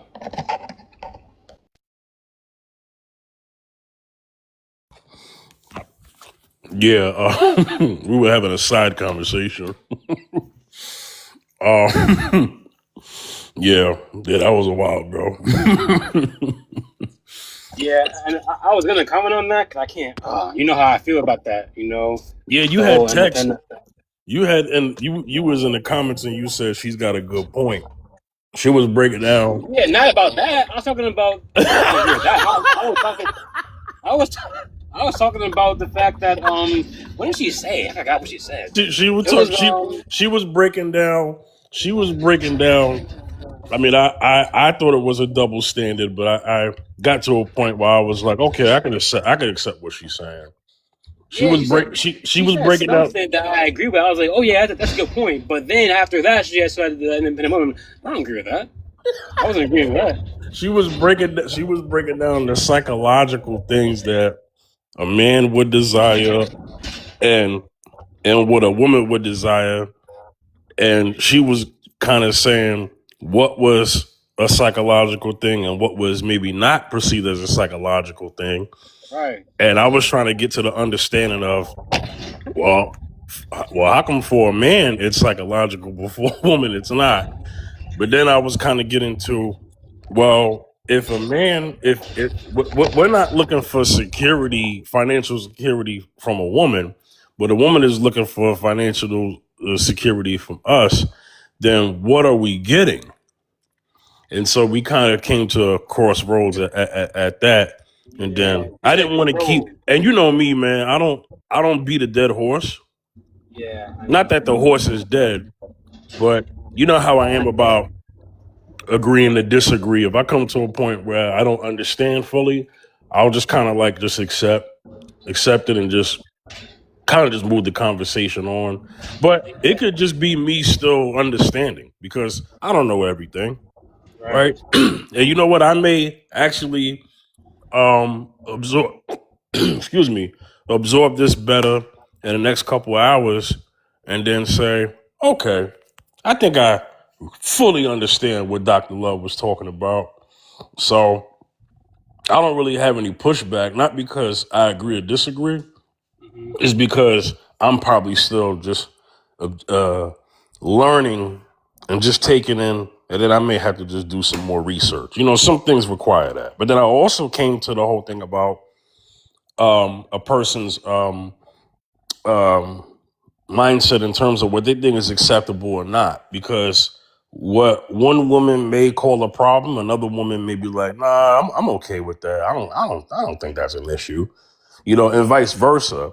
And I was saying, you know, that's what's important about vetting is to know exactly where people's mindsets are before you go further with them. Yeah. Because if you, for example, because we mentioned the older thing, right? If Leonardo DiCaprio is a good example of this. Yeah.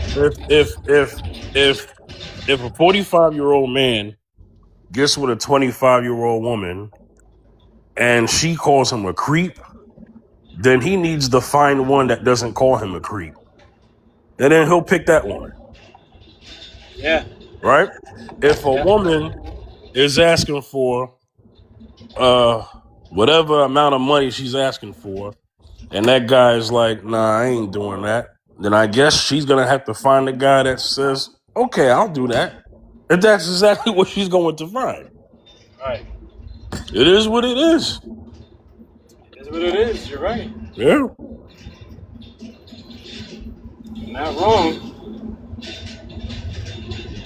Yeah. Because she was talking about what was fair and unfair, and I was like, well, she said the gold diggers thing is if a woman asks for money, she's called a gold digger. And then I'm like, well, men get called things too when they ask for stuff. Yeah. Right on this panel, right? Absolutely. Hey, didn't a woman come on my panel and say that if I wanted a woman who was 10, now I'm 39, right? I'm 39 to be clear. Didn't she say if I got with a woman 10 years younger than me, that I'm a creep? Yeah, she did. Yeah. Dang, 10 years younger? I'm a That creep? was a while ago. Yeah. 29? Yeah. I get with a 29-year-old, I'm a creep? I think the You see what I'm saying? what I don't like is the fact that we're talking about, like, okay, so the DiCaprio thing and the 25, they call the woman a child, but she's 25 years old. It's not a child. Like people, you know what I'm saying? People change the meaning of things just to make it seem like the person's bad or good. It's crazy, man. That is a grown woman who chose to be with a man older than her. It's what it is.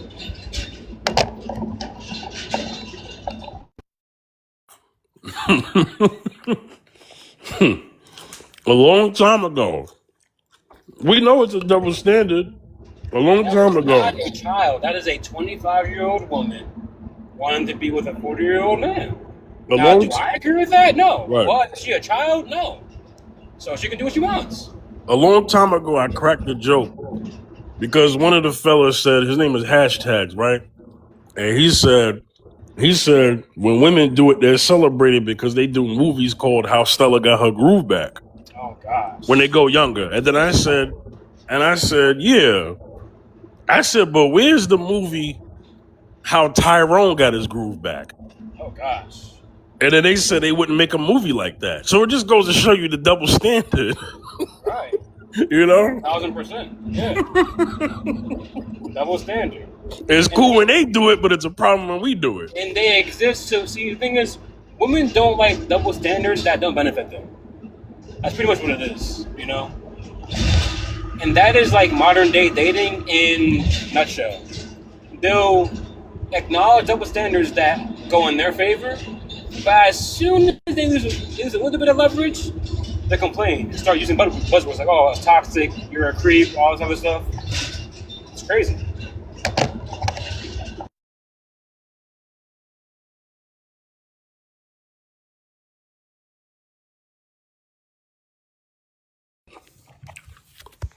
Anyway, Dr. Love, you there? Yeah, I'm here. I'm letting you boys get it all out.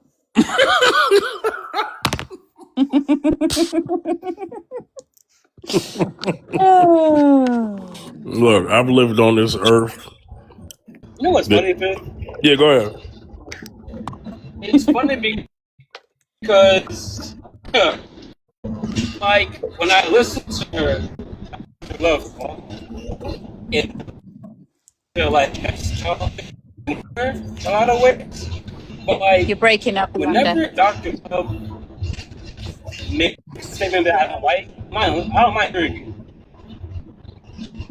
Why?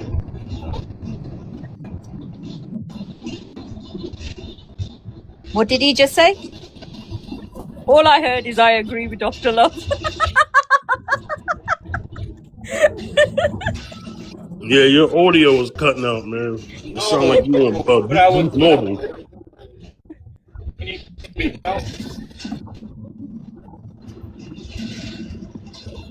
No, what I was saying was, I was saying that she's very similar to Jess, but I don't mind hearing Dr. Love talk, you know?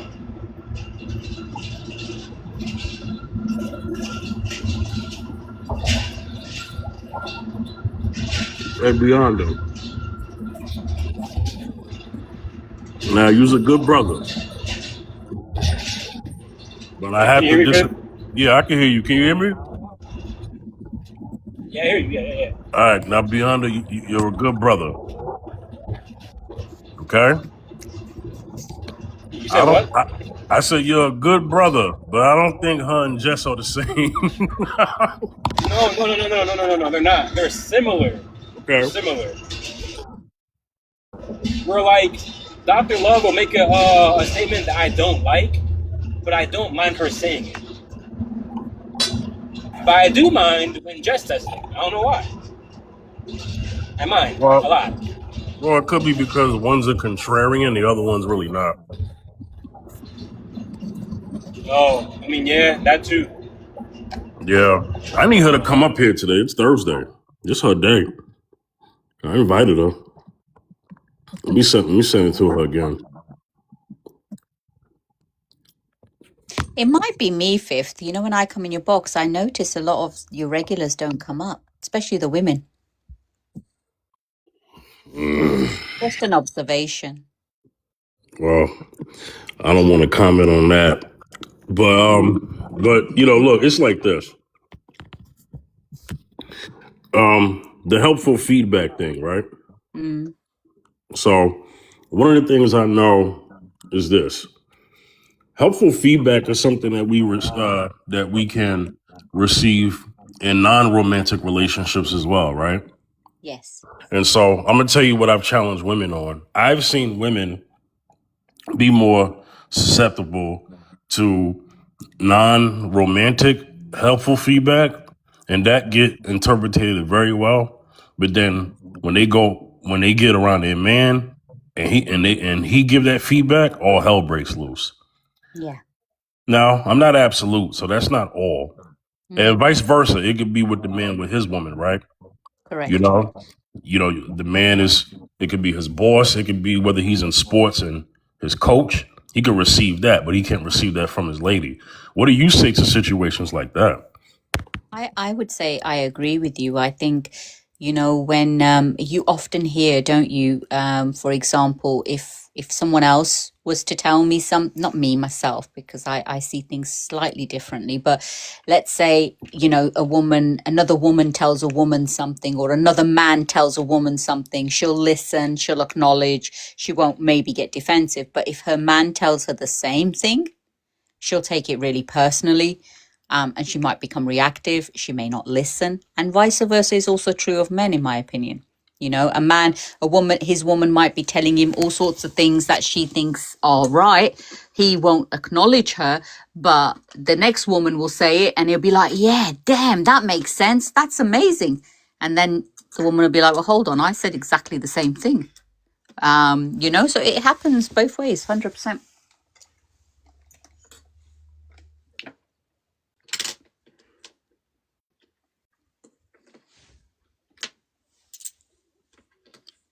Just as an offside, my manifestation's working. I'm finding money everywhere today. That's good. No, but Dr. Love, that's true. Because some people base the messenger Mhm. versus the messenger versus they base how they're going to react Mm. on whoever not so much the message but the messenger.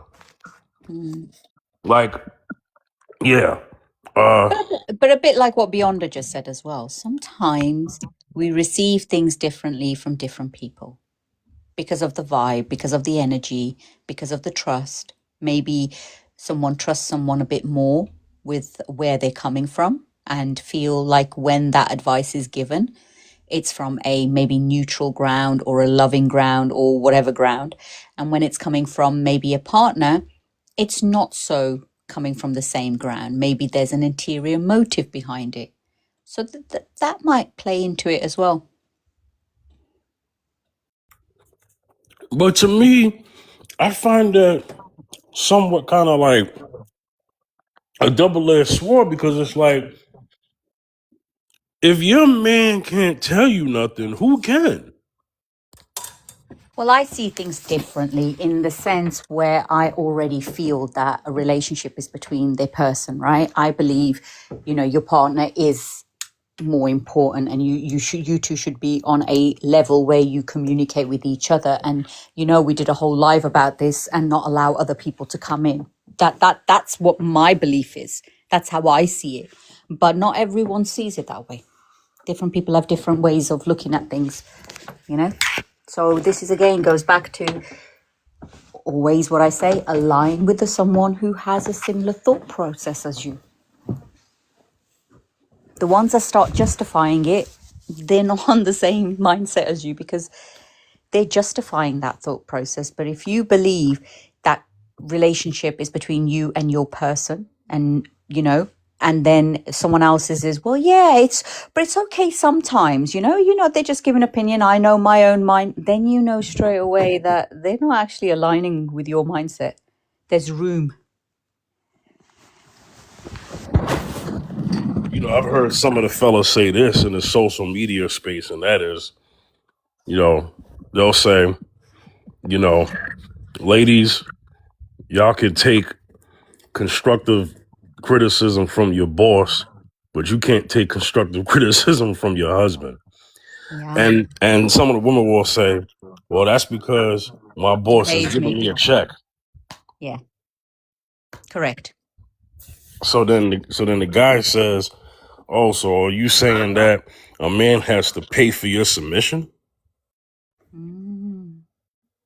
Now, typically that will get an answer or not get an answer. Well, I would say yes. In that scenario, yes. In that scenario, you see what's happening there is it's about the respect is given to the person who's giving the paycheck, because that paycheck is making that home run. But the same respect is not being given to the partner who may be contributing other things.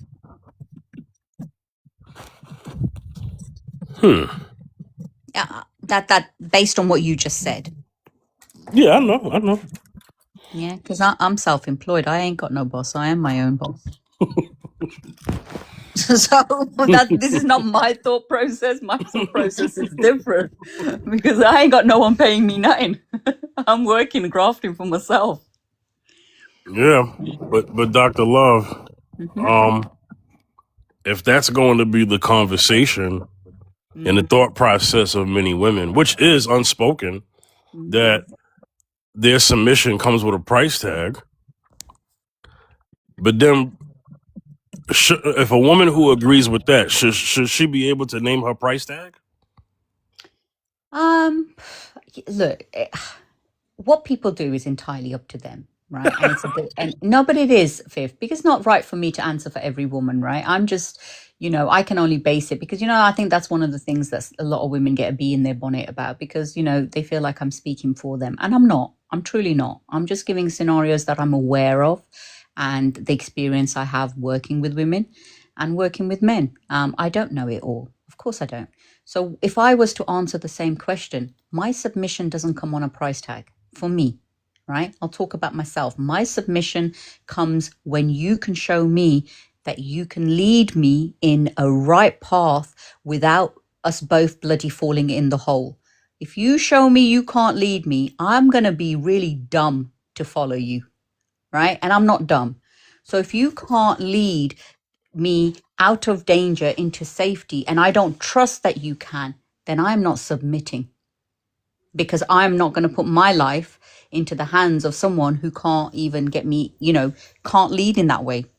So it's not based on a price tag. It's based on your emotional intelligence, your common sense, your ability to be soft when you need to be soft, to be hard when you need to be hard, to be considerate when you need to be considerate, for you to be firm when you need to be firm. Do you know the difference? Can you read the room? Do you know the environment we're in? Can you handle it? Can you tell me to be quiet when I need to be quiet and I'm getting a bit cocky? Can you put me in my place? Can you manage me? That's what's going to get my respect, and that's when I will submit. But you're not getting it frilly-nilly. I am already feminine, but some of those things, when it comes into it, those things, I'm not going to allow someone to make a massive purchase on the cost of both of us when that person hasn't even thought it out. Have we got enough money to pay the mortgage? Have we actually got enough money to, feed the kids this month? You've gone and bought a big ass TV because you just want to fit in with the Joneses. How does that make sense? You see what I'm trying to say? Raina said that would be the price, Dr. Love. Well, can I say this, Dr. Love, in response to what Raina's saying? Raina, if you're still in the comments, it may not be a monetary price, but that is the conditions. Mm-hmm. And those are conditions that Dr. Love is okay with. Mm-hmm. So it comes with the conditions, yes, Raina. Exactly. That would be what it is. But women have a literal price tag. Like they will tell you, yeah, well, if he makes boom, boom, boom, then he got me, So, but I hear what you're saying because it's not just about monetary. For me, it's not. But you Right. see what's the same there? One might be monetary. The other one might be your values, your morals. Are they different? Well, one's going for money, one's going for something else, but there is a price. And it's when the woman knows herself whether she is money motivated, or whether she's family motivated, or whether whatever her motivation is, she will put a price on that. And the right person will come to the field to bid for it. The wrong person might try to bid for it, but realizes, I can't carry this one, and will have to exit. But there is a price. Of course there is. Because would the blind lead the blind? Would you trust the blind leading the blind? I don't know. I'm going to be honest. No, I wouldn't.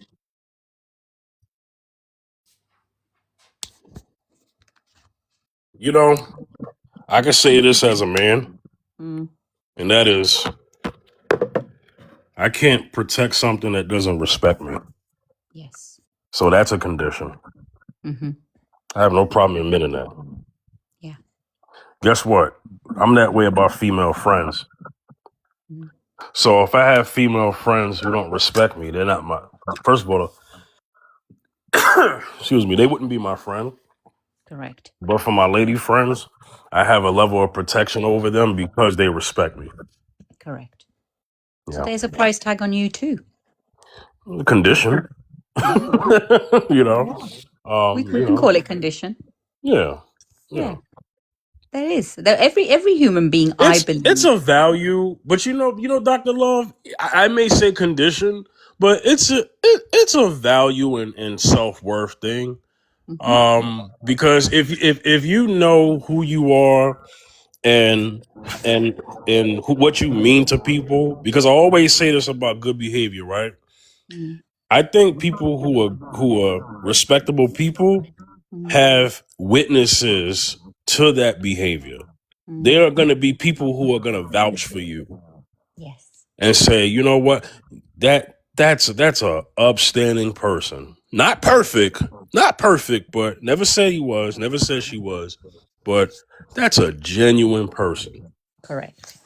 You Because know? in the world we live in, there are lots who will object and lots who will try to dim lights and so forth. But there will be those people who've seen it, and they will speak because they don't like injustice. The amount of times I've gone up and vouched for people, I don't do it as much now because I've learned, you know. But I can't see injustice. You know, I can't see it. I don't like seeing it. Yeah, I don't like that either. Yeah, I don't like it. And if it means, you know, people have said to me, why do you go up and defend people you don't even know? Like, why? Yeah. Why? Because I'm like, because I can see that is wrong. It's not okay. Yeah. Yeah, it doesn't get you many friends. Yeah. But it's okay to stand alone. Yeah, because I don't like bullies, man. I don't like bullies. Man. I don't like bullies. I don't like trolls, and I don't like khaki people. Right. You know, just khaki for the sake of being khaki. It's like, have some style. Right. So yeah, I definitely feel that. But yeah, I think really this is a communication topic. And so I think people also have to kind of analyze and look themselves in the mirror and say, why is it that I'm able to accept the same criticism from people outside of my romantic relationship, but I can't receive that from my romantic other half? I think that is something that is pretty serious, you know? Mm-hmm. Your wife can't tell you nothing. Your husband can't tell you nothing, but your friends in the streets and whoever else in the public can. That's But that's isn't it an issue. ironic? In honeymoon period, you kind of do. It's when the honeymoon period ends, it becomes like that. Have you noticed that? Yeah. Hello, Beyonder. Whoa. Hello. You stopped saving lives. No. Superman. I guess. I gotta drive Yes. 2 hours. to Well, the I next think stop. you're a Superman. Yeah. I'm just not bulletproof. I said. Hey? He said he's just not bulletproof. And he doesn't Right. fly. Right. I hear you. I hear you. Well, no, But I we're going to call you a superhuman then. I be flying on the road, but I don't be flying on the air. Yeah, we'll call you superhuman then. Yeah, that's better. Yeah, that's better. Raina says, so don't end the honeymoon period. I hear that. Keep the magic alive. Yeah. I wish that was something that was realistic. But I do think Yeah. that there are ways to always try to I think there's ways to kind of have moments again where you could have that honeymoon period per se. You So know, we look at solutions. So what would you guys say? How would you keep the honeymoon period alive as long as you could? you gotta date. Um, You gotta date. Oh my bad. Go ahead, Beyonda. I would say you gotta be useful. You know, a lot of adults don't realize this, but like life, life is serious. You shouldn't take it for granted. But like also like just learn to be useful and like not always like be so serious all the time. You know, when you're like joking around and you're like being childlike in some instances, you find that you have nothing to worry about. So we're not worried about things no matter what life throws at you, and you approach it with like a childlike space, and you're youthful and you're joyful. I mean, that's kind of like the essence of a honeymoon. You know, you don't have to worry about things. So like, just don't take life serious all the time. There are moments when you have to take your bills serious and taking your kid to school and all that stuff. But like at the end of the day, you have to make life more fun and not always be so serious.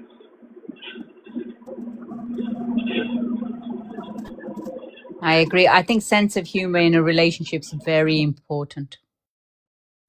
If you can make each other laugh.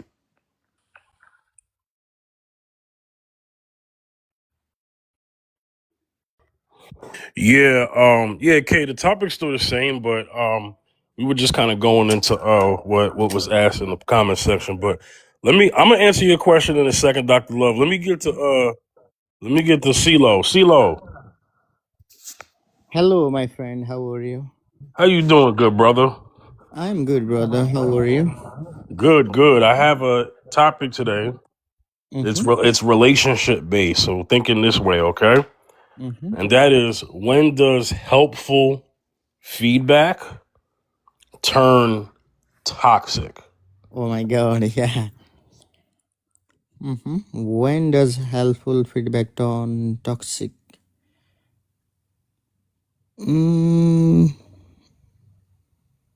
I think helpful feedback can turn toxic when it stop giving a constructive criticism and being overly critical to the person. Right? If we be overly critical to the person on their characteristics, at that time everything turned into the toxic. For example, if I be overly critical with my girlfriend's characteristic, then she might gonna think that I have a toxic personality on my judgment to her.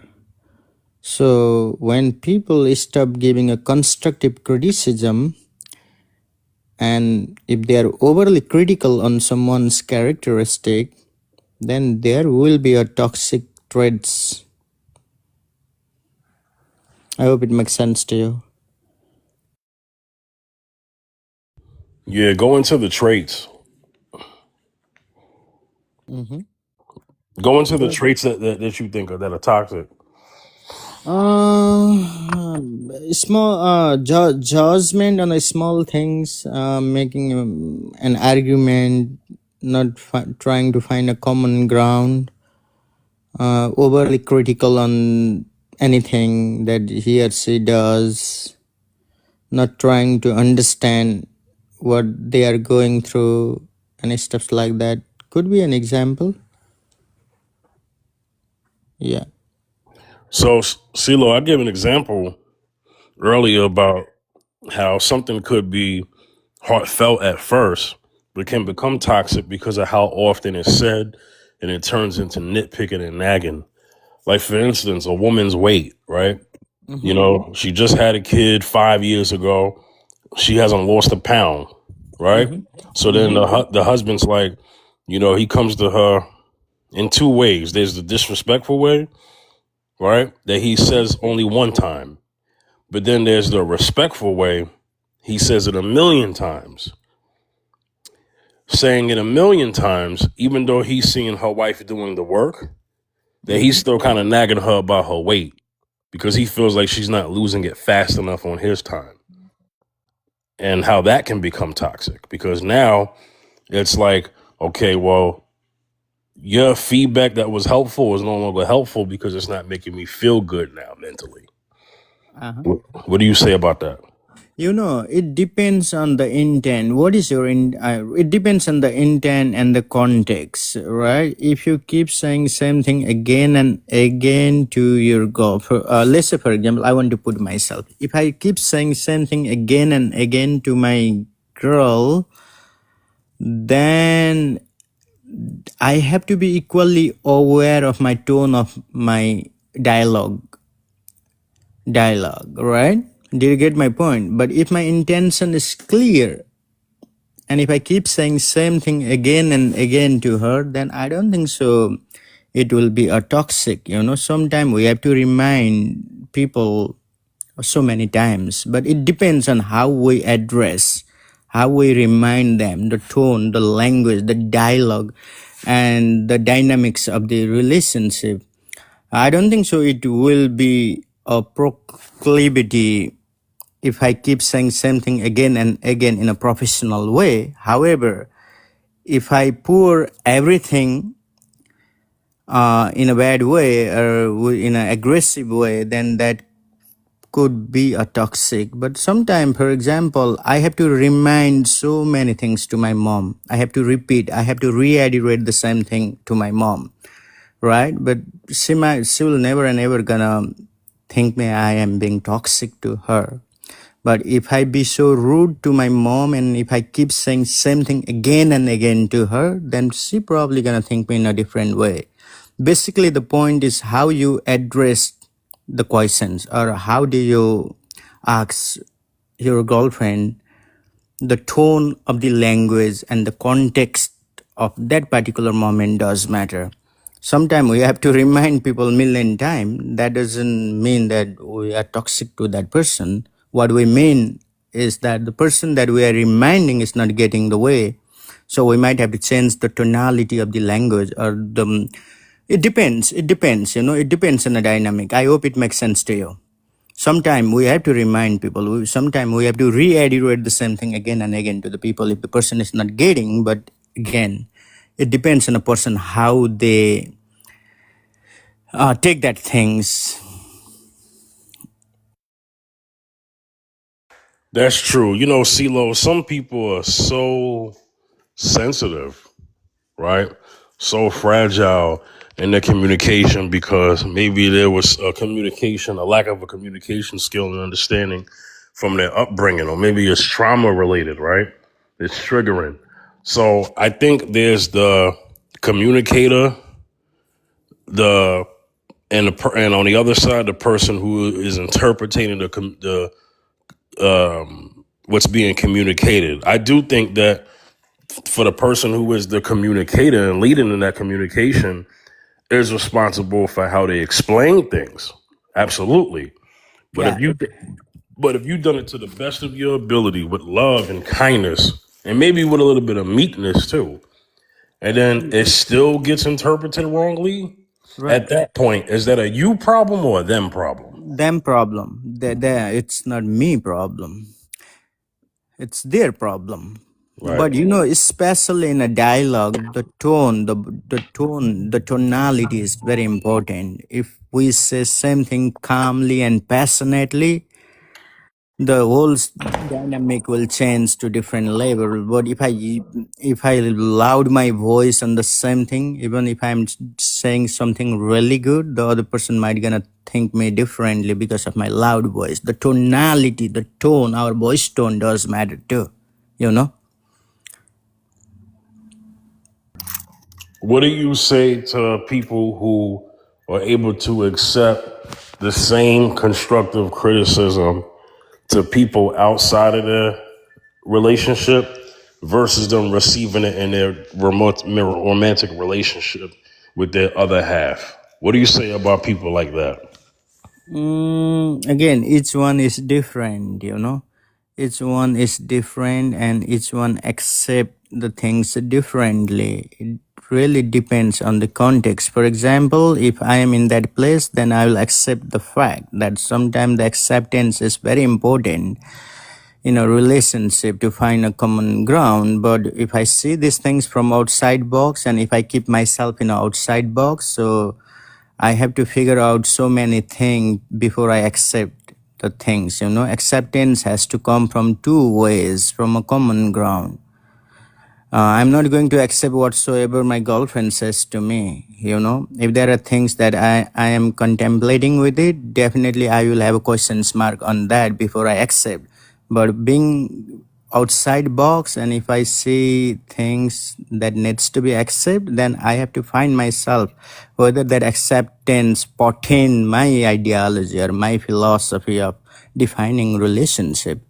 Acceptance is not something that you accept for compromise. Acceptance is something that you really want to accept that person, or accept that what the person is saying, and you have to, and that acceptance has to represent you and represent the person that who you want to have acceptance with. Does it make sense?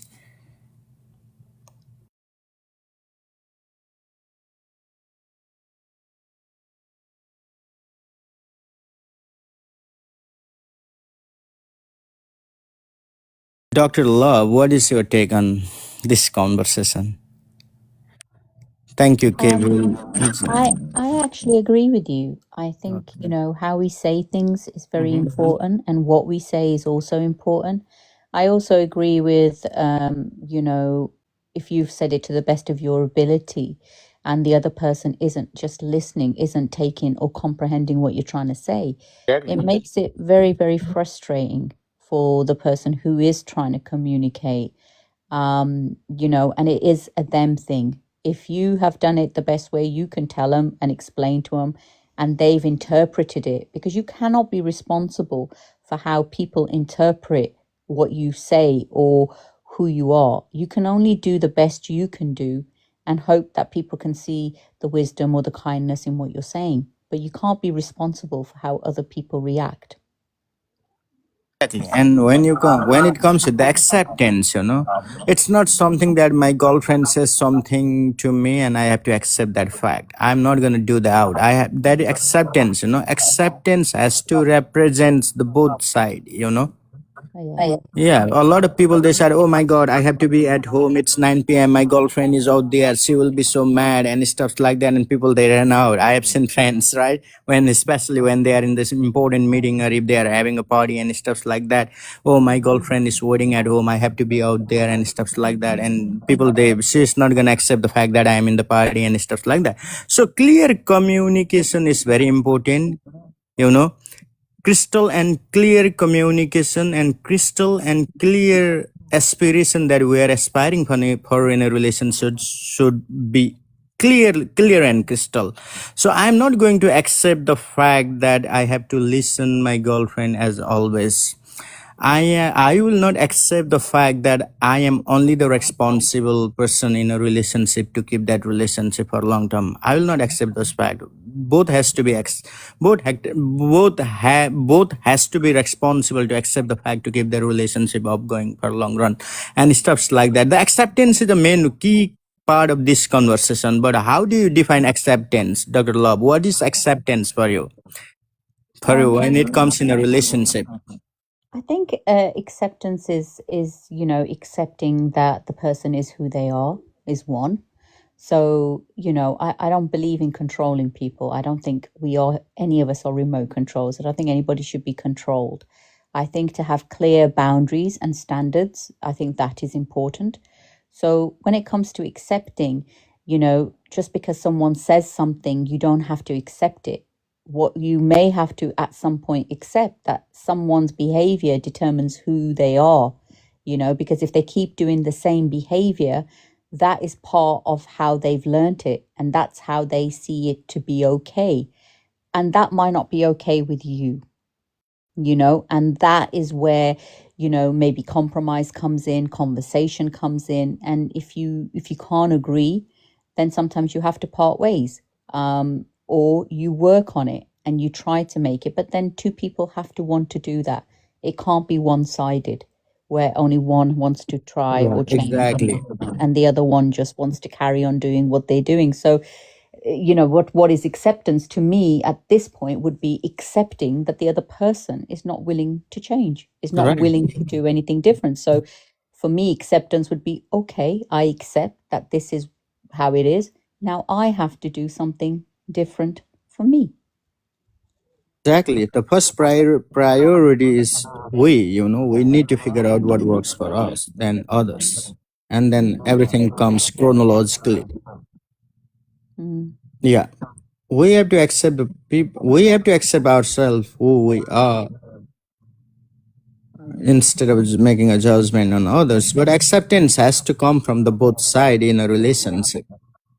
We I have to think accept the when person regardless of who they are. Yeah, but there's Yeah. a caveat to that as well, because Okay. you hear people say, well, this is how I am. I am who I am. That is for me an escape, because we may be who we are, and depending on if we're talking about relationships, if you're in a relationship with another human being, it can't be, well, I am who I am and that is it. There has to be a level of compromise. There has to be a level of accountability. There has to be a level of one or both changing certain dynamics to make it work. You made a very good point. If in a relationship, right, if both partner accept who they are, and if they make their differences as a strength and find a common ground to keep that relationship, it will work. For example, my mom and my dad, they have been married for 60 years. They are totally different person. My dad and my mom, the way they see the world is totally different. They have so much of differences, but they never make their differences as a weakness. They make their differences as a strength, and they find a common ground, and they are still living together. So our differences should not be the strength. I mean, should not be a weakness, should be the strength. But having said that, right, but there needs to be a common ground to keep that relationship, irrespective of the differences, to keep that relationship for the long run. So acceptance is the key word, and differences should not be the weakness, as long as there are small leaks and hugs or small problems in a relationship. But finding a common ground will helps the relationship for a long term. Will be my take on what you said, Dr. Love. I hope you got my point.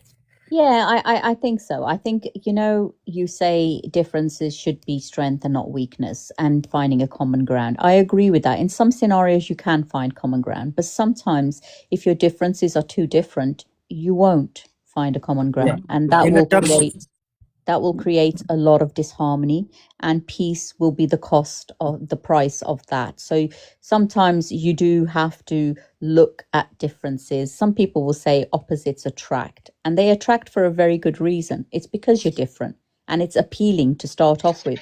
But what you'll find as the relationship gets further along, those differences are going to become problems. So having things that you're compatible on, for me, is very important. If those differences, real quick, CeeLo, just to kind of help your point, I'll give it Mike back to you. If those differences come at a crossroads where someone's non-negotiables, yes. toxic, that will be a toxic situation. In a toxic relationship, it's really hard to find a common ground, because one person wants to hold the power by leaving the another person aside. So in a toxic relationship, there is no way to finding a common ground. But if a relationship has a small problems, and if both partner willing to work, then definitely they will find a common ground. They will find a meeting point where to keep that relationship for a long term. But in a toxic relationship, when the relationship will turn toxic, if one person hold the power, leaving another person aside. It's like hierarchy. At that time, at that moment, it's really hard to find a common ground. That relationship will not gonna last longer. At one point of their life, they will end it. Yeah, I think it's very hard to have a relationship with people who are selfish or self-centered completely, because there is no middle ground. It's their way or the highway. Would you agree, Fifth? Absolutely. You can't be so rigid in your relationship that you give no grace. Mm. Exactly. Rigid is the key word here. Yeah. If somebody became too rigid in a relationship, that person will be like a kerosene. You know how fast the fire catches the kerosene, then that's relationship turn upside down. So rigid, a person is rigid in a relationship and is stubborn in a relationship, no matter how much they work hard to keep that relationship for long term, at one point on their life, that relationship will turn into the fire for sure. It will turn into the ashes. But I do think compatibility is quite important as well. Yes, you can have differences as well. So you can be different in certain ways. That keeps the relationship fiery. But I think having the same goals or same values or morals, I think personally is quite important. Yeah, at a base level, if there's a foundation where that's there and it's solid enough, Mm. obviously, everything's not going to be a one to one match on everything, Never, never. Correct. but it should be enough to understand that it's worth you keeping that together for. So if you feel that your differences are minimal, um, and they're not going to, like I said, cross a non-negotiable. But if they cross a non-negotiable and you're still being with them, then to me that's settling. Mm. So you might have an example. For example, let's say one person has a extremely, a healthy, I'm going to say, I'm not going to say over, has a healthy intimacy drive, and the other Yep. person has zero drive, right? Because you see Uh huh. this in relationships. That's not compatibility, because that's going to Yeah. bring a lot of its own issues, right? That's not something that you're going to be able to compromise on, because the person with zero, for whatever reasons, may not have that drive in them left anymore. Another one would be money. That's a big one. If someone's a big spender, or no, I'm not even going to say big, say someone is a spender and the other one is stingy, that's not going to Well, work.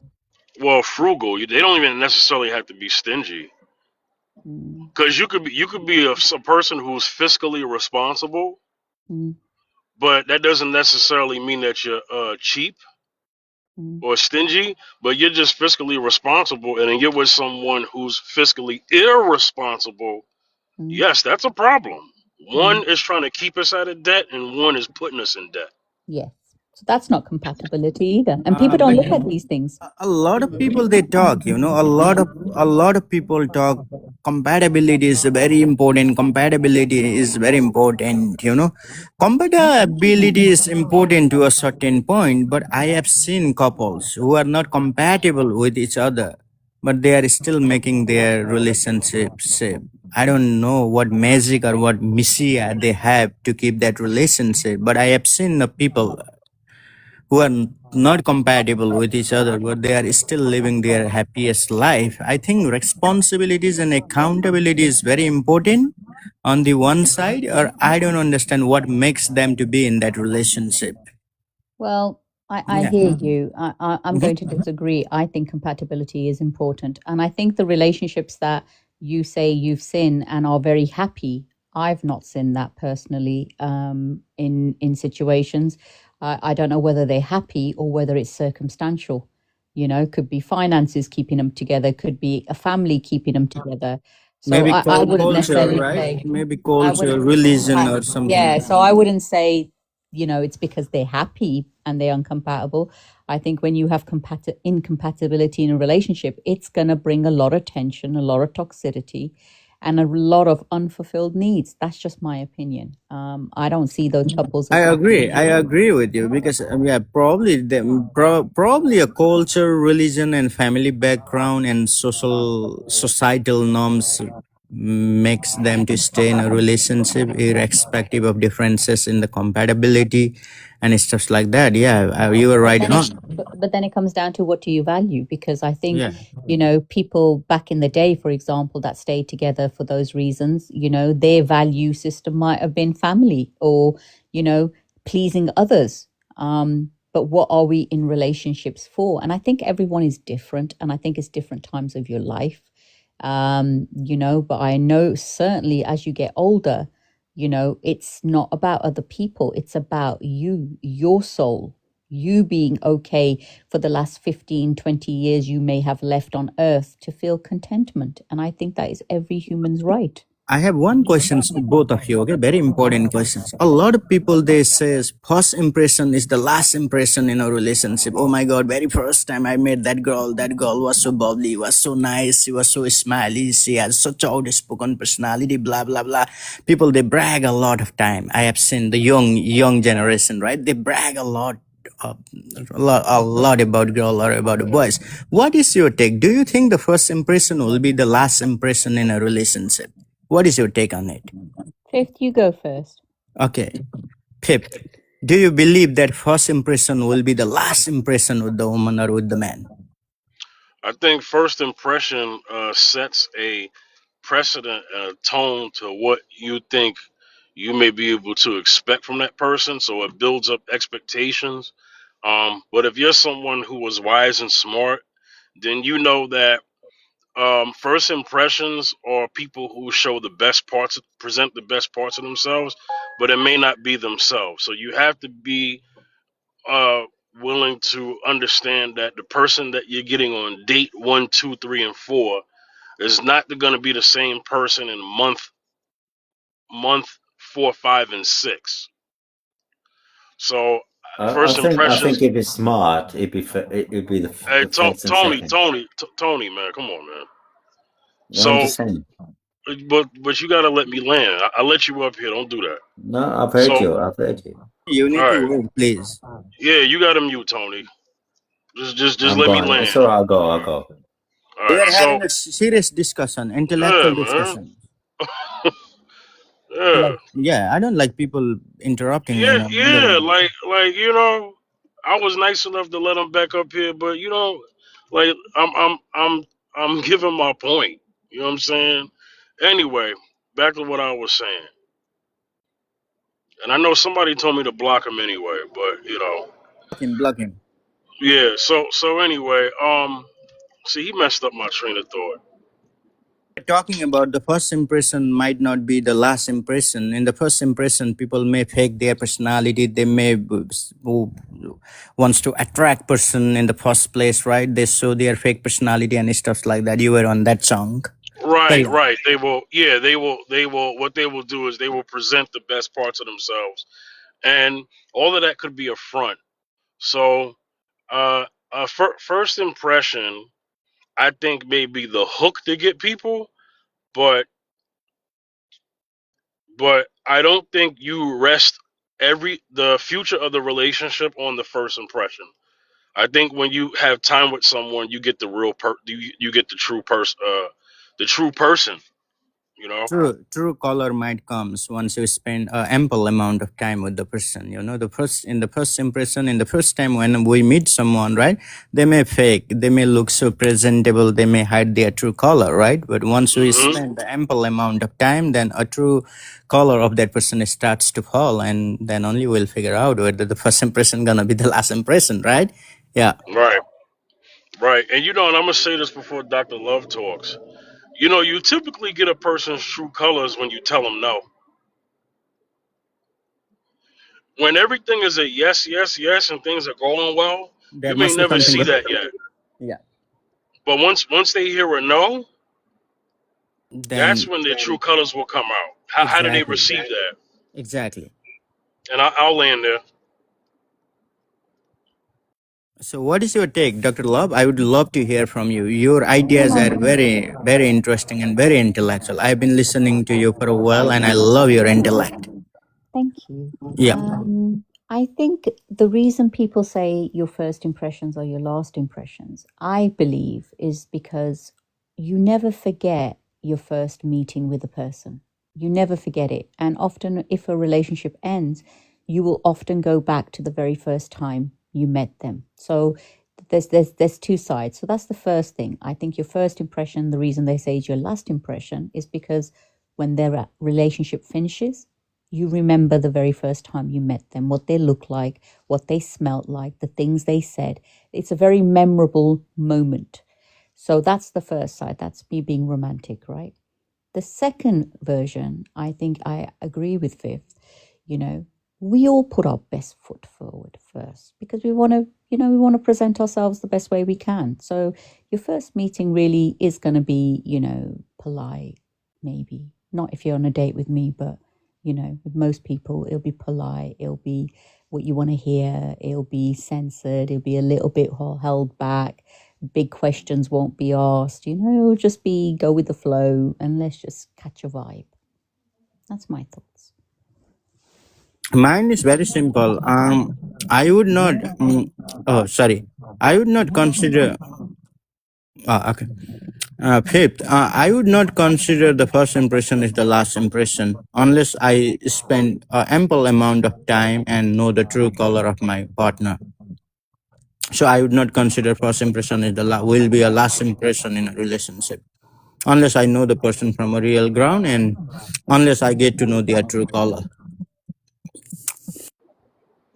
Yeah, let me tell you what I think we hope for in a bliss kind of way. I think we're hoping that great first impression doesn't change, right? So that could be our delusion there, but we know that we have to be realistic because once a person, your first argument, you know how they say, "Oh, well, we haven't even had a first fight yet." Yo, but when you have your first fight, that's when you get to see how they deal with conflict. What do y'all say to that? Yeah, I think, in relationships, we're going to argue. I think we're going to argue. I think we're going to fall out. I think we're going to have disagreements. For me, what's more important isn't the actual conflict. It's how do we repair? For me, I know I'm going to fall out with someone because I have strong opinions sometimes and that person's not me and they think differently and that's okay. I'm interested. I want to know how you think, and I may not agree. I may agree to disagree. But what's more important to me is, well, how do you repair that? Are you someone who's just going to throw a strut? Are you someone who's going to disappear for a few weeks or a few days? What are you going to do after we've had that conflict? Because the conflict we may not have been able to avoid, but the repair is something we can both take accountability for and we can both do something about. And I want to see how you do it. Again, you illustrate a very good point. Repairment is very important in a relationship. If things didn't go the way it's supposed to be, but how do we repair? How will be the repairment occur if the second party is not willing to repair the things or fix the things that aren't working in a relationship?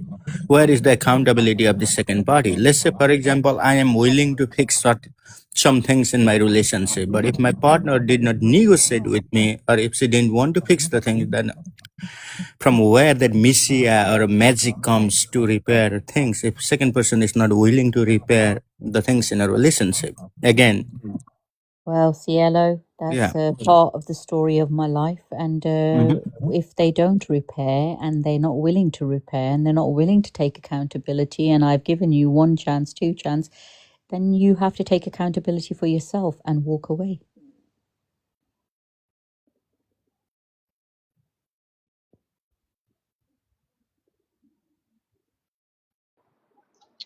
Yeah.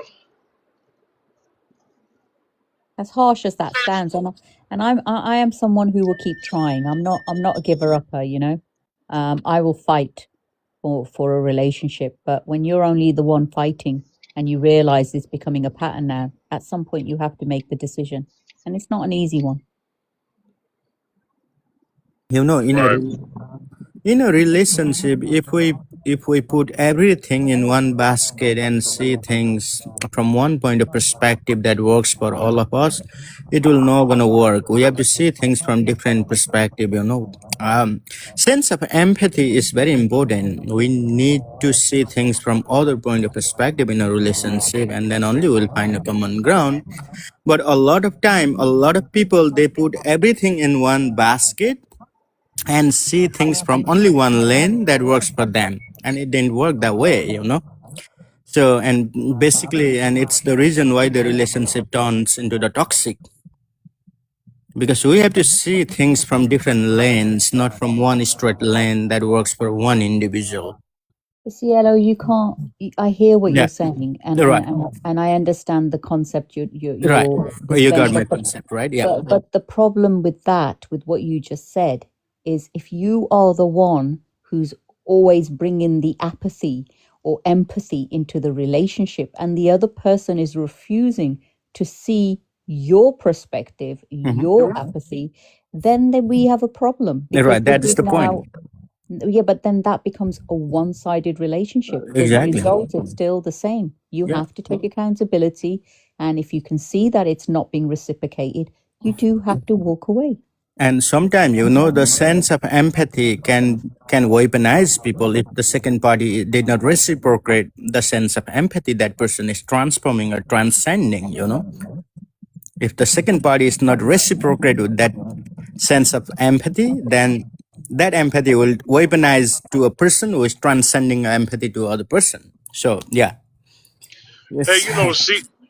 CeeLo, you got a point. Sometimes a person can manipulate you based off how big your heart is, Mm. right? So let's say you're somebody who gives second chances, you're a forgiving person, right? So the expectation from the other half is, well, they should be able to empathize because they've always empathized before. So they've always given grace before.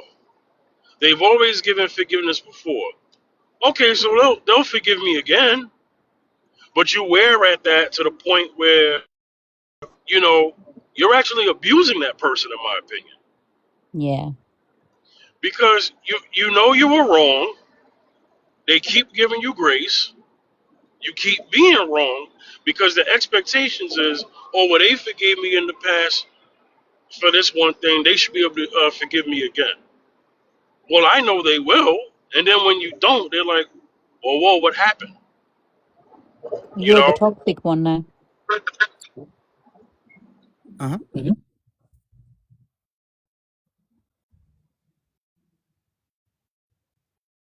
You become the toxic one in that scenario because Right. you're not giving the chances. Yeah. Right. You know, this word empathy, a lot of people, they say sense of empathy, sense of empathy.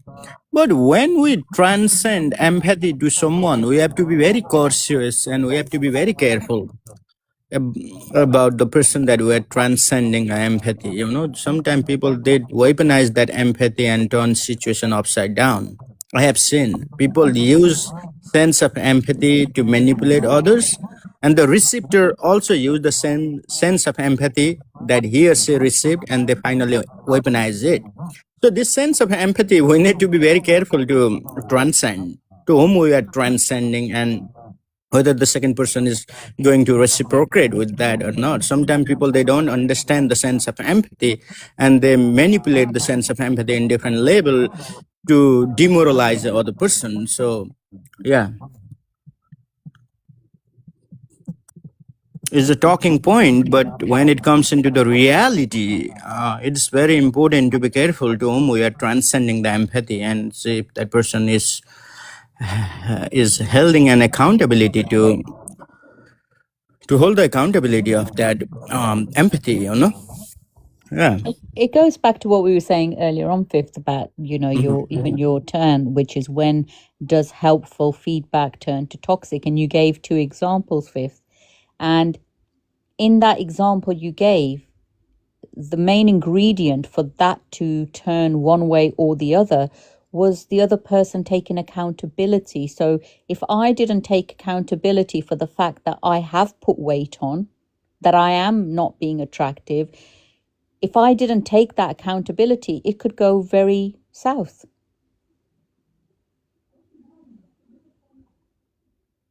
And that might gonna be selfish.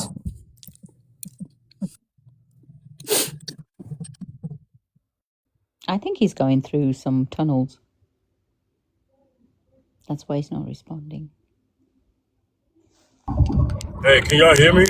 We can now. Are you driving, Hip? Yeah, I got a phone call. Ah, So it took out my audio. But yeah, Dr. Love, you were saying about what we were talking about earlier, what I mentioned earlier. Yeah, I was saying, the conversation we were talking about earlier, it took me, for example, to take accountability for the fact that I'd put weight on, right? That I'd let myself go. And I had to look within myself in order to respond the way I did to you, because if I didn't take accountability, that same conversation would have gone south, Right. you know? Yeah. So we can be empathetic. You were being empathetic in the second example, right? Yep. And I took accountability for my part without getting defensive. And that's why that interaction worked. Because we both did something that was healthy for our relationship. Yeah. No, you're right. Some things are you coming to terms with yourself within that, when receiving that constructive criticism, right? That help, right? That helpful feedback. If you have an insecurity about your weight, and I talk to you about your weight, then it doesn't matter how good I've spoken to you. You're not going to take it right. Yeah, it's going to hurt. It's going to sting. Yeah. And if accountability is missing with insecurity, that's a recipe for disaster. Right. Right. Right. And that goes for that. It's interesting, right? So what if so I got another hypothetical right between you and me, right?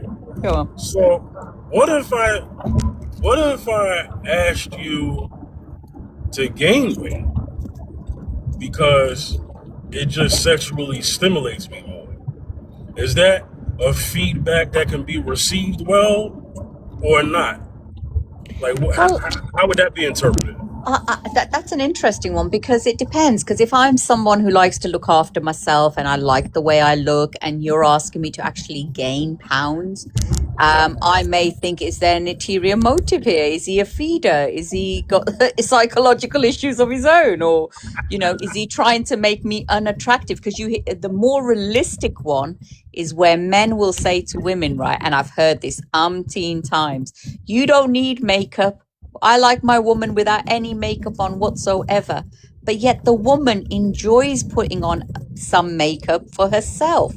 But she then hears her partner say, well, I find you far more attractive when you don't wear makeup, and I don't want you to wear makeup. And then that becomes a problem, because she wants to maintain herself the way she always has.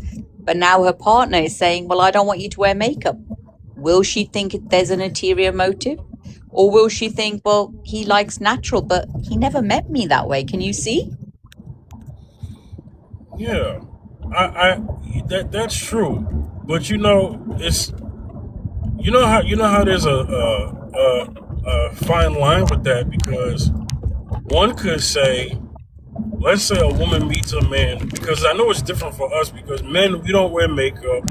What you see is what you get. Now, we do have hygiene codes, just like women do, in terms of I still got to go to the barber, get my hair cut, have a clean shaven, right?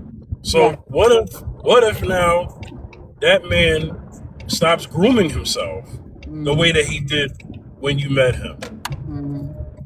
How do you approach your guy with that?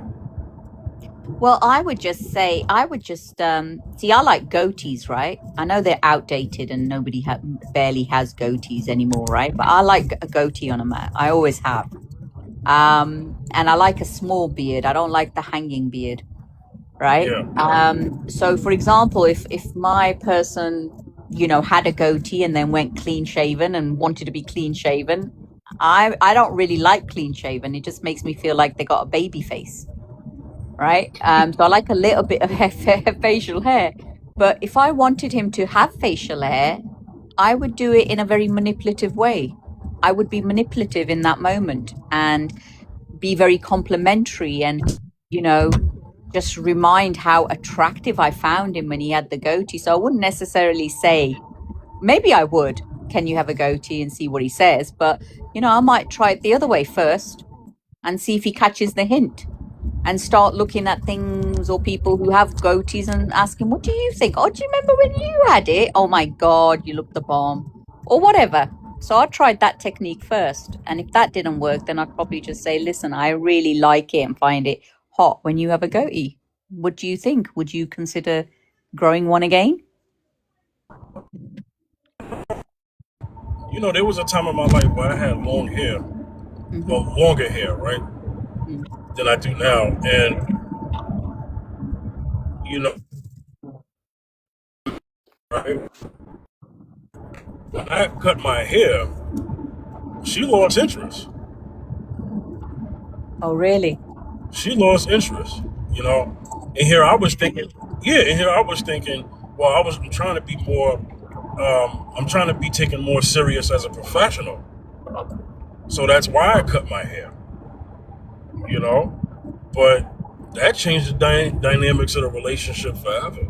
Needless to say, that relationship did not last long because she started to exhibit other behaviors to deter me from her. So she did it in a very passive-aggressive way. But I'd assume there's something else going on there, because I remember my ex-husband, you know, when I met him, he had a goatee, and then at periods he'd go clean shaven, and I hated it when it was clean shaven. His face just changed, but I didn't nag it. I didn't like dislove him anymore. I just thought, oh, I prefer the goatee. It was just a preference, but it wasn't like the relationship's going to end and it's going to change how I feel about you, because see, this is when we talk about love versus whatever, you know. These things don't really matter. And if your woman puts a few pounds on and you love her, you're still going to love her. Unless it becomes a problem. Like, you know, you can't be intimate for whatever reason. Right. I mean, some things may be light to others, but they mean a lot to other people, you know. Like, you know, there are women out here who don't like a man with a beard or a goatee, like you said, you know. They may like a clean shaven guy. You know what I'm saying? So I think it boils down to this. I mean, you could love someone and not like them, you know, sadly, you know, but that is an actual reality. But, you know, there are some things that you can get past, but if you can't get past it, then, you know, then you may need to go somewhere else and and let that person have a chance to find somebody, I guess, that's gonna just kind of accept them when they, you know, have a beard or don't have a beard. You know what I'm saying?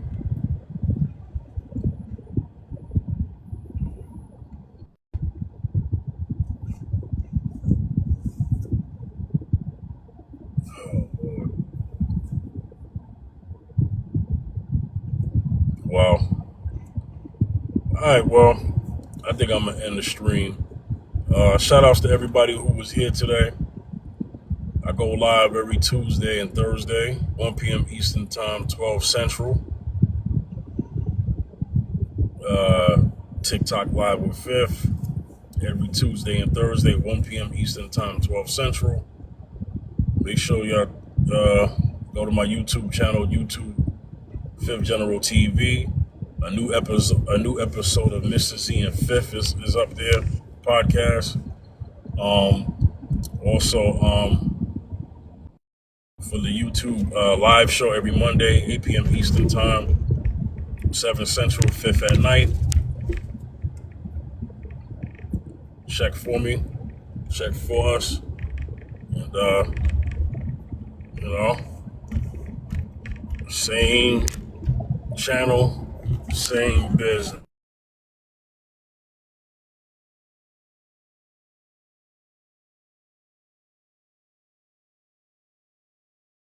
Honda, CeeLo, Dr. Love, the slow birthday.